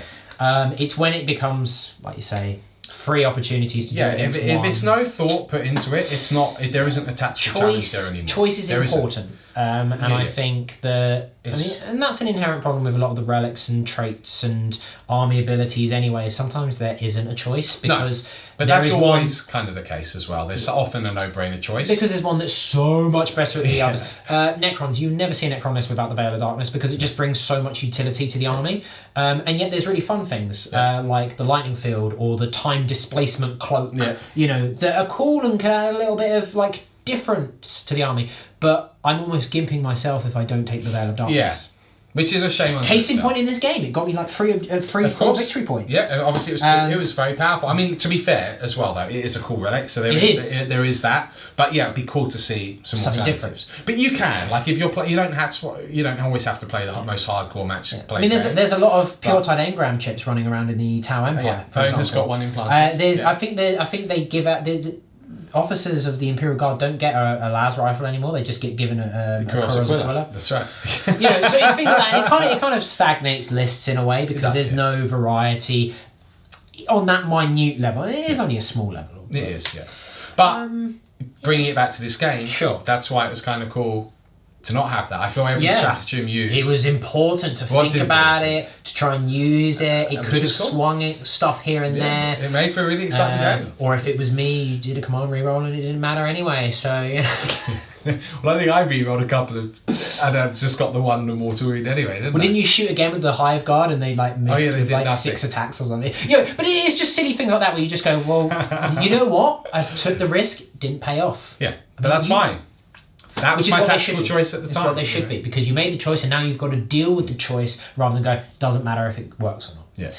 Well, look, as of releasing this, who knows? Maybe the FAQ will be out. Possibly. We don't know yet. Another FAQ should happen in September. That's what they said last big one. Fingers crossed it's going to change so much stuff. Fingers crossed, because I think it would be really better for the game overall. #Warlord determines everything. Yeah, your stratagems, your relics, your detachment bonuses, everything. Yeah. The Warlord should get access to all of the cool stratagems. Yeah. He's the one in charge. Yeah. It makes sense. Or you do it Lord of the Rings style, where there's tiers. So no, your Guard Commander is not in charge if you have a Custodes Captain on the field.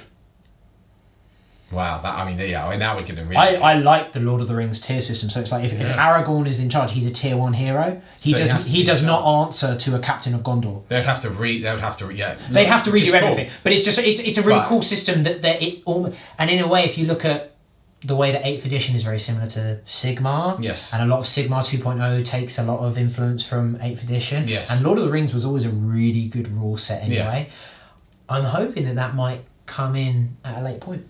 Well, you never know. That'd be cool. It's still no doubt. It is the best edition we've played. Oh, for sure. For me, it is the best edition. It's just and I think we just need to, if we knock the whole soup stratagem farm on the head, it's definitely better. It will start to make things even more interesting. Yeah, it's definitely better than it has been. It's definitely very interesting, and the sheer fact that they are working and doing these tweaks and these updates, exactly. Complain about having big to FAQ wait every 3-4 months is amazing. Complain about waiting an extra 2 weeks for an FAQ all you want. The sheer fact that you're getting it in 2 weeks rather than 2 years. Exactly, it's huge. It's absolutely huge. We are on the path. Need I say more? The path to power. Yes. But anyway, Chef, well played.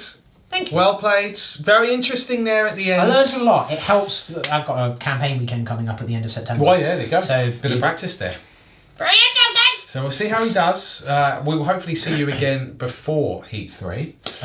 You should do. Heat 3's not till December. We'll have another couple of We'll have a proper like Tactica prep. Yeah, in fact, let's do the next one. Why don't we do the Tactica with your Necrons, with the Destroyers. I'm going to have to actually build some Destroyers. And then we can go against my army, which I'm planning on taking. It's a secret. So until next time, this has been the Chef and the Spider, and we'll see you soon. Bye.